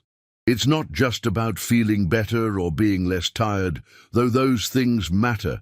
It's about healing the deepest wounds in your soul, the ones that convinced you that you had to earn love, that you had to prove your worth, that you had to be perfect to be acceptable. When these wounds begin to heal, when you start experiencing love that doesn't depend on your performance, when you discover acceptance that isn't based on your usefulness, everything changes. Not just your schedule or your stress levels, but your entire identity. Your whole way of being in the world. You stop being someone who has to earn love and become someone who gets to share it. You stop being someone who has to prove their worth and become someone who knows their value. You stop being someone who has to create their own security and become someone who rests in the security that's already been provided. But this transformation doesn't happen in isolation. It happens in relationship, in community, in connection with the love that created you and the people who reflect that love back to you. One of the lies that exhaustion tells you is that you're all alone, that no one understands, that if you don't take care of everything yourself, nothing will get done. But when you find shelter in His grace, you discover something beautiful about the way God designed human beings to live. We were never meant to carry our burdens alone. We were created for interdependence, for community, for relationships where we can both give and receive, where we can be strong for others and allow others to be strong for us. This doesn't mean becoming dependent or irresponsible. It means recognizing that independence is an illusion, that we all need each other, that asking for help isn't weakness but wisdom. When you're operating from a place of rest, when you're drawing from divine love instead of your own empty tank, you become both more capable of helping others and more willing to receive help when you need it. I remember talking to a man who had built his entire identity around being the problem solver, the go-to person, the one who never needed anything from anyone. He was exhausted, but he wore that exhaustion like a badge of honor, proof that he was strong enough to handle whatever life threw at him. The breakthrough came when he realized that his refusal to receive help wasn't protecting others from burden. It was robbing them of the joy that comes from being useful, from making a difference, from participating in love through service. His independence wasn't strength. It was actually a form of selfishness that kept others from experiencing the blessing that comes from giving. When he finally learned to receive help gracefully, when he started allowing others to care for him the way he had always cared for them, something beautiful happened in his relationships. They became more balanced, more mutual, more genuinely loving. He discovered that people didn't just value him for what he could do for them. They valued him for who he was, and they wanted to express that value through their own acts of service. This is what happens when you find shelter in His grace. You don't just receive rest for yourself. You create space for others to experience the joy of giving, the satisfaction of serving, the blessing of being needed in healthy ways. Your willingness to be vulnerable, to admit you need help, becomes a gift to everyone who loves you and wants to express that love through action. But receiving this kind of help, this kind of love, requires something that might feel impossible when you've been strong for so long. It requires vulnerability. It requires admitting that you don't have it all figured out, that you can't do it all yourself, that you need something bigger than your own strength to make sense of this beautiful, complicated, overwhelming experience we call life. Vulnerability feels dangerous because it is dangerous. When you open your heart, when you admit your needs, when you stop pretending you're invincible, you risk being hurt, disappointed, rejected. But here's what I've learned about the risk of vulnerability versus the risk of staying closed. When you refuse to be vulnerable, when you insist on being strong all the time, when you never let anyone see your need or your weakness, you guarantee that you'll never experience the kind of love that could actually heal your deepest wounds. You protect yourself from potential hurt, but you also protect yourself from potential healing. The risk of vulnerability is that you might be hurt, The risk of staying closed is that you'll definitely stay broken. When you find shelter in His grace, you discover that the love of God is strong enough to hold you even when human love fails, patient enough to wait for you even when you're afraid, persistent enough to pursue you even when you're running away. This divine love doesn't eliminate the risk of human relationships, but it provides a foundation that makes those risks worth taking. When you know you're held by love that never fails, you can afford to be vulnerable with love that sometimes does. When you're secure in acceptance that doesn't depend on your performance, you can risk rejection from people whose acceptance does. But perhaps the most beautiful thing about finding shelter in His grace is that it doesn't just change how you experience love. It changes how you give love. When you're no longer desperately trying to earn love through your service, you can serve from joy instead of obligation. When you're no longer afraid that people will stop loving you if you disappoint them, you can love them more freely, more authentically, more fully. I think about the difference between a spring and a reservoir. A reservoir collects water from outside sources and holds it carefully, rationing it out because there's only so much, and when it's gone, it's gone. But a spring draws from an underground source that never runs dry. It can give freely, constantly, generously, because it's connected to something infinite. When you're living from exhaustion, you're like a reservoir. You're carefully rationing your energy, your attention, your love, because you only have so much, and you're terrified of running out. But when you find shelter in His grace, you become like a spring. You're connected to an infinite source of love, peace, strength, and joy that allows you to give freely without fear of depletion. This doesn't mean you become a doormat or that you stop having boundaries. Springs have banks that channel their flow in specific directions. But within those healthy boundaries, you can love with abandon because you're not loving from your own limited supply. You're loving from God's unlimited abundance. Tonight, as you consider the choice that's before you, as you feel the pull toward rest and the resistance toward change, I want you to imagine what your life could look like if you were connected to that infinite source. Not just your circumstances, though they might change too, but your experience of those circumstances. Imagine waking up tomorrow morning with energy that doesn't depend on how much coffee you drink or how much sleep you got the night before. Imagine facing your responsibilities with peace that doesn't depend on everything going according to plan. Imagine loving the people in your life with a love that doesn't run out when they're difficult or demanding. Imagine being present in conversations instead of thinking about everything else you need to do. Imagine enjoying your work instead of enduring it. Imagine feeling grateful for your life instead of overwhelmed by it. This isn't fantasy. This isn't wishful thinking. This is what becomes possible when you stop trying to be your own source of everything and start drawing from the source that never runs dry, never burns out, never gets overwhelmed by the complexity of your situation.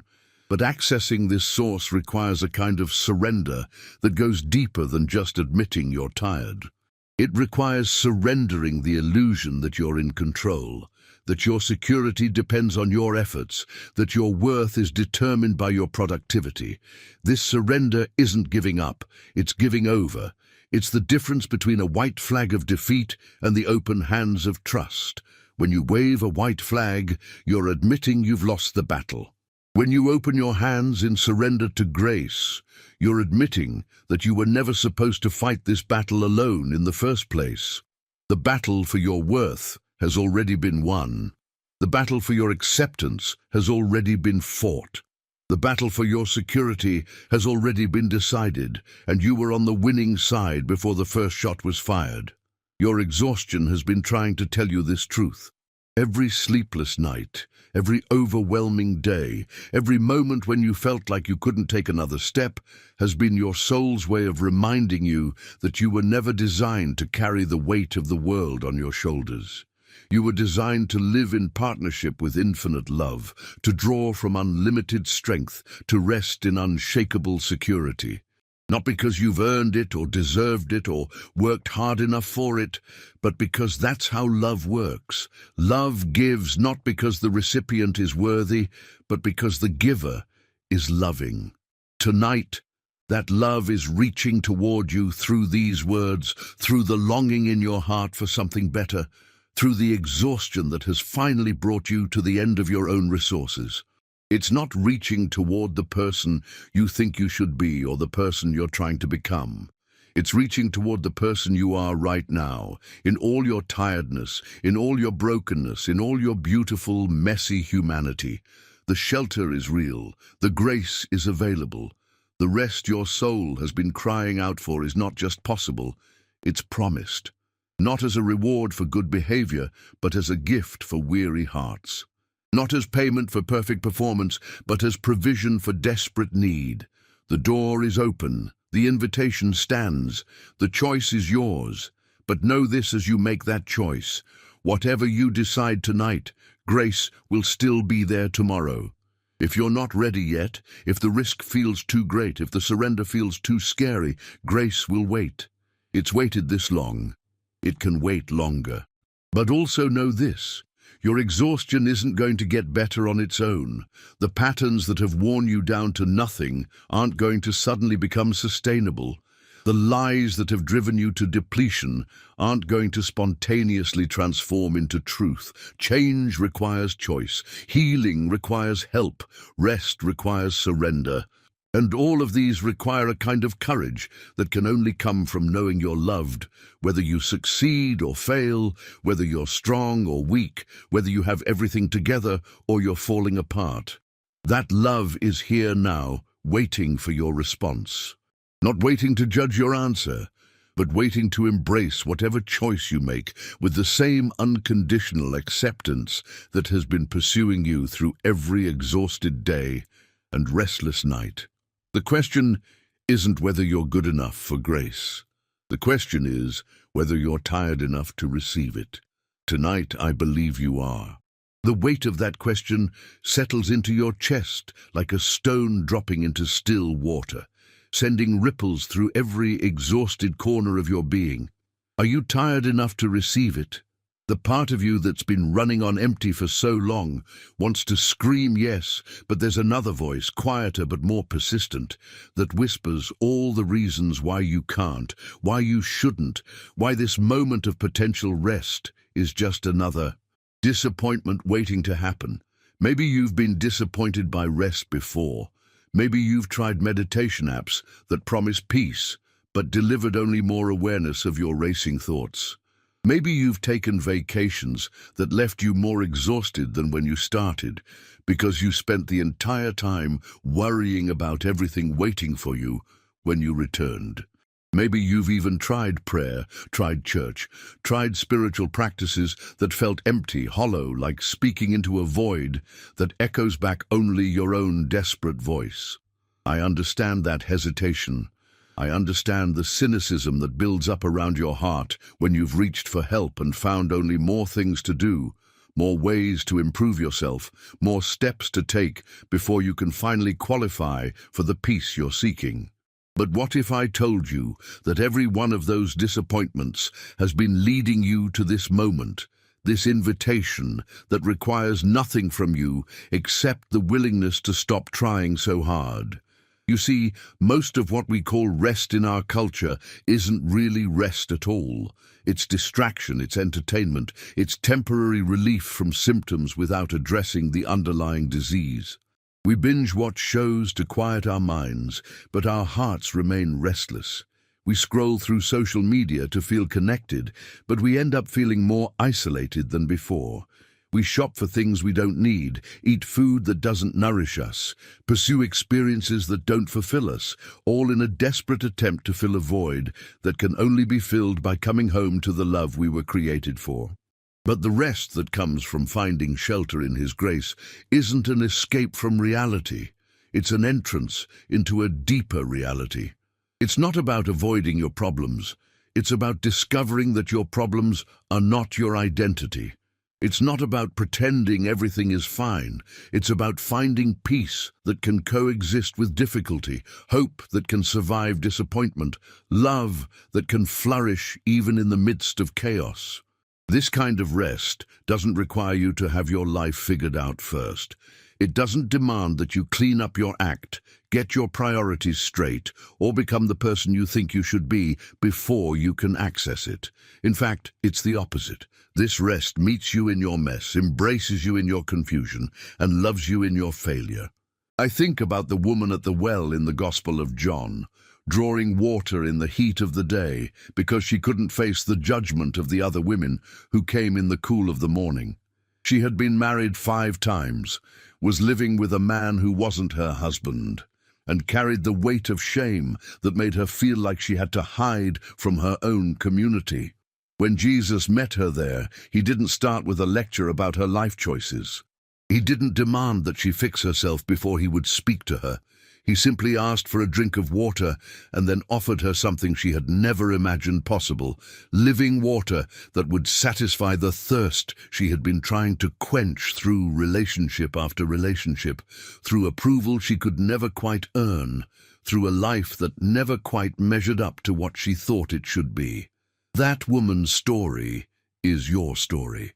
The details might be different, but the thirst is the same. The exhaustion might manifest differently, but the need is identical. The shame might have different sources, but the weight is equally crushing. And the invitation extended to her is the same invitation being extended to you tonight. Come as you are, drink freely, find rest for your weary soul. But accepting this invitation requires you to challenge one of the most pervasive lies of our achievement-oriented culture. The lie that rest is earned, that peace is a reward for good behavior, that love is something you receive only after you've proven yourself worthy of it. This lie is so embedded in our thinking that even when we intellectually understand grace, we still find ourselves trying to work for what has already been freely given. It's like a homeless person who's been invited to a feast but stands outside the banquet hall trying to earn enough money to pay for a meal that's already been provided. The host keeps calling, "Come in, the table is set, everything is ready." But the homeless person keeps saying, "Just give me a little more time to earn what I need to pay for this." The tragedy isn't that the person is poor.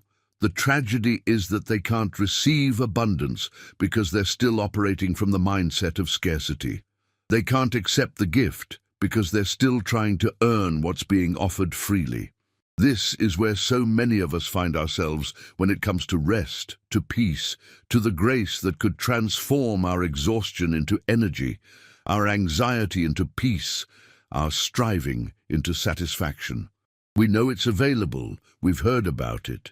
We might even believe in it intellectually, but we can't receive it because we're still trying to qualify for what's already ours. Tonight, I want to challenge you to consider a radical possibility. What if you stopped trying to earn rest and simply received it? What if you stopped trying to qualify for peace and simply accepted it? What if you stopped trying to deserve love and simply opened your heart to the love that has been waiting patiently for you to stop running and start receiving? This isn't about lowering your standards or becoming complacent. This isn't about giving up on growth or abandoning responsibility. This is about recognizing that all true growth, all genuine responsibility, all lasting change flows from a foundation of rest rather than a platform of exhaustion. When you're constantly tired, when you're perpetually stressed, when you're chronically overwhelmed, you're not operating from your highest self. You're operating from survival mode, making decisions based on fear rather than wisdom, reacting to circumstances rather than responding from a place of peace. But when you find shelter in His grace, when you discover what it means to live from rest rather than working toward it, you don't become less capable or less committed. You become more discerning about where to invest your energy, more creative in how you approach challenges, more patient with the process of change, more loving in your relationships with others. I remember talking to a surgeon who had built his entire career on the adrenaline of high-stakes operations, the rush of holding someone's life in his hands, the satisfaction that came from solving problems that no one else could solve. He was brilliant, successful, respected by his peers, but he was also completely exhausted. He came to me not because his career was failing, but because his life was falling apart. His marriage was hanging by a thread because he was never emotionally present. His children barely knew him because he was always at the hospital. His health was declining because he never took time to rest, to exercise, to eat properly. When I suggested that he might need to find some balance, some rest, some shelter in God's grace, he looked at me like I'd suggested he abandon medicine altogether. "I can't rest," he said. "People are depending on me, lives are at stake. If I slow down, if I stop pushing myself to be perfect, people could die." What this surgeon didn't realize was that his exhaustion wasn't making him a better doctor. It was making him more prone to the very mistakes he was trying so desperately to avoid. When you're operating from depletion, when your hands are shaking from too much caffeine and too little sleep, when your mind is clouded by chronic stress, you're not performing at your best. You're performing from your fears. The transformation began when he finally understood that finding rest wasn't about abandoning his calling. It was about fulfilling his calling from a place of wholeness rather than brokenness. When he started taking care of his own soul, when he began drawing from divine strength rather than his own depleted reserves, he didn't become a worse surgeon. He became more focused, more present, more genuinely helpful to his patients. His marriage began to heal because he was finally emotionally available. His children started seeking him out because he was present when he was with them. His health improved because he was making decisions from wisdom rather than desperation. Most importantly, his work became an expression of love rather than a desperate attempt to prove his worth. He was still saving lives, but now he was doing it from overflow instead of emptiness, from calling instead of compulsion, from rest instead of restlessness. This is what I want you to understand about the choice you're facing tonight. You're not choosing between caring and not caring, between responsibility and irresponsibility, between making a difference and making no difference. You're choosing between two different sources of energy, two different foundations for your life, two different ways of experiencing the same circumstances. When you choose to find shelter in His grace, you don't become less committed to the people and causes you care about. You become more sustainably committed, more genuinely helpful, more authentically loving. You stop giving from guilt and start giving from gratitude. You stop serving from compulsion and start serving from compassion. But this transition isn't always smooth or immediate. There's often a period of adjustment when you stop running on adrenaline and start operating from peace. Your body, which has become accustomed to constant stress, might initially feel sluggish when the artificial stimulation is removed. Your mind, which has been racing for so long, might feel strange when it finally has permission to slow down. This adjustment period can be discouraging because it can feel like you're becoming less effective rather than more effective. You might find yourself questioning whether this rest is really working, whether this peace is really beneficial, whether this grace is really transforming anything. But what's actually happening during this time is that your entire system is recalibrating. Your nervous system is learning to operate from calm instead of chaos. Your mind is developing new neural pathways that lead to peace instead of panic. Your heart is healing from years of trying to earn love instead of receiving it. Think of it like detoxing from a drug you didn't even realize you were addicted to. The drug of your own indispensability, the drug of constant motion, the drug of being needed.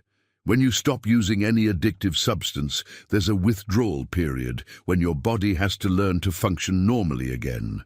The same thing happens when you stop being addicted to exhaustion. There's a period when you have to learn to function from rest, to make decisions from peace, to relate to others from a place of fullness rather than need. It can feel uncomfortable at first, but it's actually evidence that healing is happening.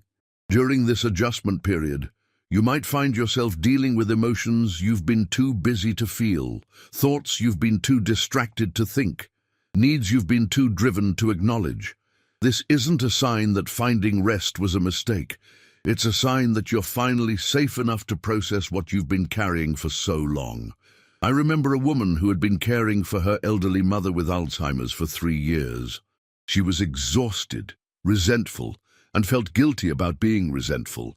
When she finally accepted help from other family members and allowed herself some time to rest, she was surprised to find herself crying uncontrollably for days. "I thought finding rest would make me feel better," she told me, "but I feel worse. I'm angry all the time, sad about things that happened years ago, overwhelmed by emotions I don't understand. Maybe I was better off when I was too busy to feel anything." What she was experiencing wasn't evidence that rest was harmful. It was evidence that rest was healing.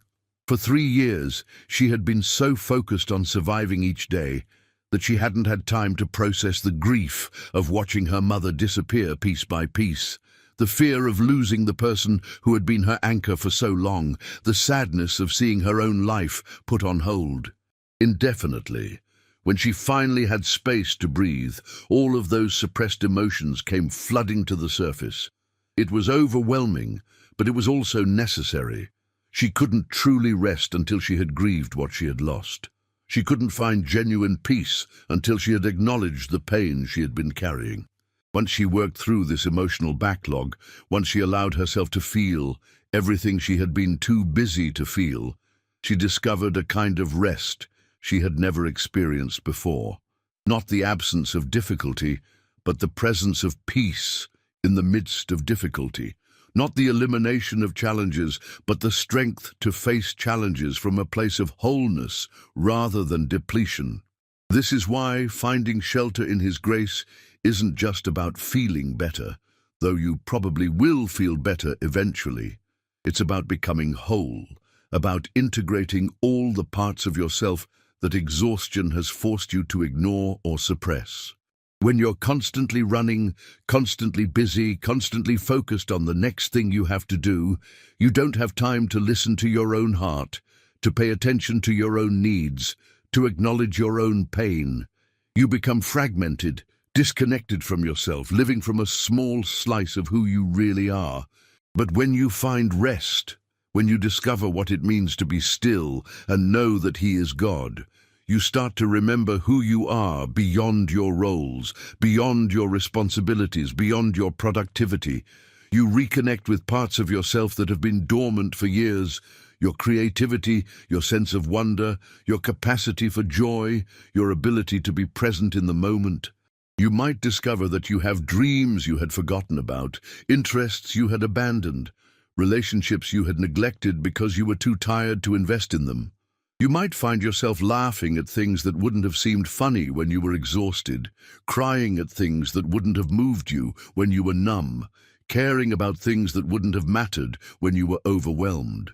This process of remembering who you are, of reconnecting with your authentic self, is one of the most beautiful gifts of finding shelter in His grace. It's not just about getting relief from exhaustion. It's about coming home to yourself, about remembering that you are more than what you do, more valuable than what you produce, more lovable than you ever dared to believe. But this homecoming can also be disorienting because it might reveal how far you've drifted from your true self, how much of your life has been shaped by other people's expectations rather than your own calling, how many decisions you've made from fear rather than faith. You might realize that you've been living someone else's life, pursuing someone else's dreams, trying to become someone else's version of who you should be. This realization can be painful, but it's also liberating because it means you finally have the opportunity to choose differently, to align your life with your authentic self rather than your performed self. I think about a man who had built a successful law practice because his father had always dreamed of having a lawyer in the family. He was good at his job, made excellent money, was respected in his community, but he felt empty inside, like he was going through the motions of a life that belonged to someone else. When he finally found shelter in God's grace, when he finally gave himself permission to rest from the constant striving to be who he thought he should be, he discovered something that had been buried under years of trying to please everyone else. He had always wanted to teach, not teach law, which would have been the compromise his practical mind suggested. Teach elementary school children, which was the dream his heart had been whispering for decades, but his fear had been drowning out. The transition wasn't easy. He had to disappoint people who had expectations of him, face financial uncertainty, deal with the judgment of peers who thought he was throwing his life away. But for the first time in years, he felt alive. He felt like he was finally living his own life instead of acting in someone else's play. This is what can happen when you find shelter in His grace, when you discover what it means to rest in who you really are rather than striving to become who you think you should be. You don't necessarily change everything about your external circumstances, though you might. But you definitely change everything about your internal experience of those circumstances. You start making decisions from authenticity rather than anxiety, from calling rather than compulsion, from love rather than fear. You begin to trust that you were created for a purpose that's uniquely yours, that your life has meaning that doesn't depend on other people's approval, that you have something to offer the world that only you can give. But discovering this authentic self, this true calling, this genuine purpose, requires something that our culture has largely forgotten how to do. It requires you to be still long enough to listen to the voice of love that's been speaking to you all along, the voice that's been drowned out by the noise of expectations, the voice that knows who you really are and what you're really here for. This voice isn't loud or demanding. It doesn't compete with the urgent voices that constantly clamor for your attention. It waits patiently for moments of quiet, for spaces of stillness, for times when you're finally too tired to keep running and ready to start listening. The voice of love speaks in whispers, not shouts. It invites, it doesn't demand. It calls you home to yourself, to your true identity, to the life you were actually created to live. But you can only hear it when you stop long enough to listen, when you rest deeply enough to receive, when you trust completely enough to follow where it leads. Tonight, in your exhaustion, in your weariness, in your desperate need for something different, you are in the perfect position to hear this voice. Not because you've finally gotten quiet enough, or good enough, or wise enough, but because you've finally gotten tired enough to stop trying to create your own solutions and start receiving the solution that's been waiting for you all along. The shelter is still there. The grace is still available. The rest your soul has been crying out for is still being offered, not as a reward for your efforts, but as a gift for your exhaustion. Not as payment for your performance, but as provision for your need. Your weariness isn't a disqualification, it's an invitation. Your exhaustion isn't evidence of failure, it's evidence of humanity. Your need for rest isn't weakness, it's wisdom. Tonight, as you feel the pull toward peace and the resistance toward change, as you weigh the risks of vulnerability against the cost of staying closed, as you consider whether you're finally ready to stop earning what's already been freely given, remember this: grace isn't waiting for you to get your life together before it embraces you. Grace is waiting to embrace you so that you can get your life together. Grace isn't the destination you reach after you've solved all your problems. Grace is the foundation from which you face your problems with wisdom, courage, and hope. The question isn't whether you've done enough to deserve rest. The question is whether you're willing to receive what love wants to give you, not because you've earned it, but because you need it, not because you're worthy, but because love itself is worthy. Tonight, love is reaching toward you through your exhaustion, calling you home through your weariness, inviting you to find shelter in the only place where rest is not just possible, but promised. The door is still open. The invitation still stands. Your response is still needed. But whatever you decide, know this: you are loved, not for what you do, but for who you are. Not for how well you perform, but for how perfectly you're made. Not for how much you accomplish, but for how completely you belong. That love is the shelter, that love is the grace, that love is the rest your weary soul has been searching for. Tonight, it's waiting for you to come home. And what does coming home actually look like? What does it mean to step through that door you've been standing in front of for so long, to finally accept the invitation that's been extended not just tonight, but every night? When exhaustion reminds you that you were never meant to carry it all alone. Coming home to grace doesn't start with a dramatic transformation or a mystical experience, though those things can happen. It starts with something much simpler, much more accessible, much more immediate than you might expect. It starts with a single breath, drawn not from the shallow place of anxiety where you've been breathing for months, but from the deep place of trust, where your soul remembers what it feels like to be safe. Right now, wherever you are, whatever position you're in, I want you to take that breath. Not a forced breath, not a breath you have to think about or perfect or get right.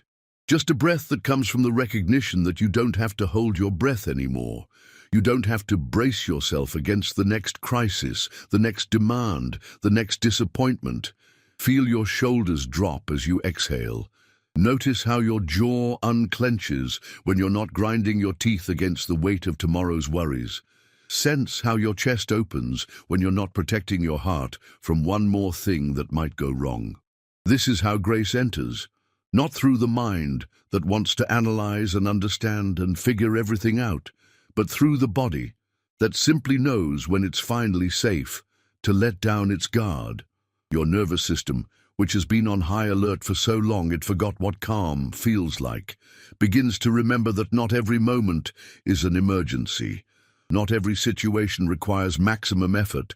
Not every problem needs your immediate solution. As you breathe, as you allow your body to soften into this moment of not having to do anything, not having to be anywhere, not having to solve anything, you're already beginning to experience what it means to find shelter in His grace. It's not complicated, it's not conditional, it's not something you have to achieve or understand or deserve. It's as simple as breathing, as natural as resting, as available as this very moment when you finally give yourself permission to stop trying so hard and start trusting so deeply. But even as you feel this momentary relief, even as your body begins to remember what rest feels like, I know there's still a part of you that's afraid to fully let go. There's still a voice whispering that this is temporary, that the peace won't last, that tomorrow will bring all the same pressures that drove you to exhaustion today. That voice isn't wrong about tomorrow bringing challenges. Life will continue to be complex. Relationships will still require attention. Responsibilities will still need to be met. But what that voice doesn't understand yet is that you don't have to meet those challenges from the same depleted place you've been operating from. When you find shelter in His grace, when you learn to draw your strength from an infinite source rather than your own finite reserves, you don't eliminate difficulty from your life. You eliminate the crushing weight of facing difficulty alone. You discover that every challenge becomes an opportunity to experience divine partnership. Every problem becomes a chance to witness supernatural provision. Every moment of weakness becomes an invitation to discover strength you never knew existed. This is the promise that changes everything, not the promise that life will become easy, but the promise that you'll never have to face life's difficulties from a place of isolation again. The same God who painted sunsets and carved mountains and hung stars in perfect formation is the same God who wants to walk through every ordinary Tuesday and overwhelming deadline and sleepless night right beside you. Not as a distant observer who occasionally intervenes when things get really bad, but as a constant companion who shares the load, who lightens the burden, who turns your lonely struggle into a sacred partnership. You were never meant to figure this out on your own. You were never designed to be strong enough for everything life throws at you. You were created to live in collaboration with infinite love. And that collaboration is what transforms exhaustion into energy, anxiety into peace, striving into rest. But accessing this partnership requires more than just understanding it intellectually.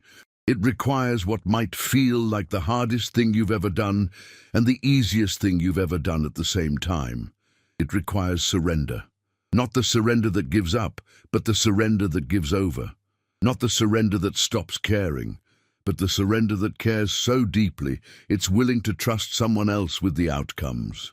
Tonight, as these words settle into the deepest places of your heart, as you feel the tug toward rest and the invitation toward trust, you have the opportunity to make a choice that will change not just how you sleep tonight, but how you live every day going forward. You can choose to keep carrying what was never yours to carry. You can choose to keep trying to be strong enough, smart enough, productive enough to earn the love and peace and security you're desperately seeking. You can choose to wake up tomorrow and return to the same patterns that brought you to this moment of exhaustion. Or you can choose something different. You can choose to step into the shelter that's been waiting for you, to accept the grace that's been offered freely, to find the rest that your soul has been crying out for. You can choose to discover what it feels like to live from fullness instead of emptiness, from love instead of fear, from partnership instead of isolation. The choice is entirely yours, but the invitation will remain constant. Whether you accept it tonight or next week or next year, grace will be waiting, love will be patient, rest will be available. Not because you've finally done enough to deserve it, but because that's the nature of love itself, to give not based on the worthiness of the receiver, but based on the character of the giver.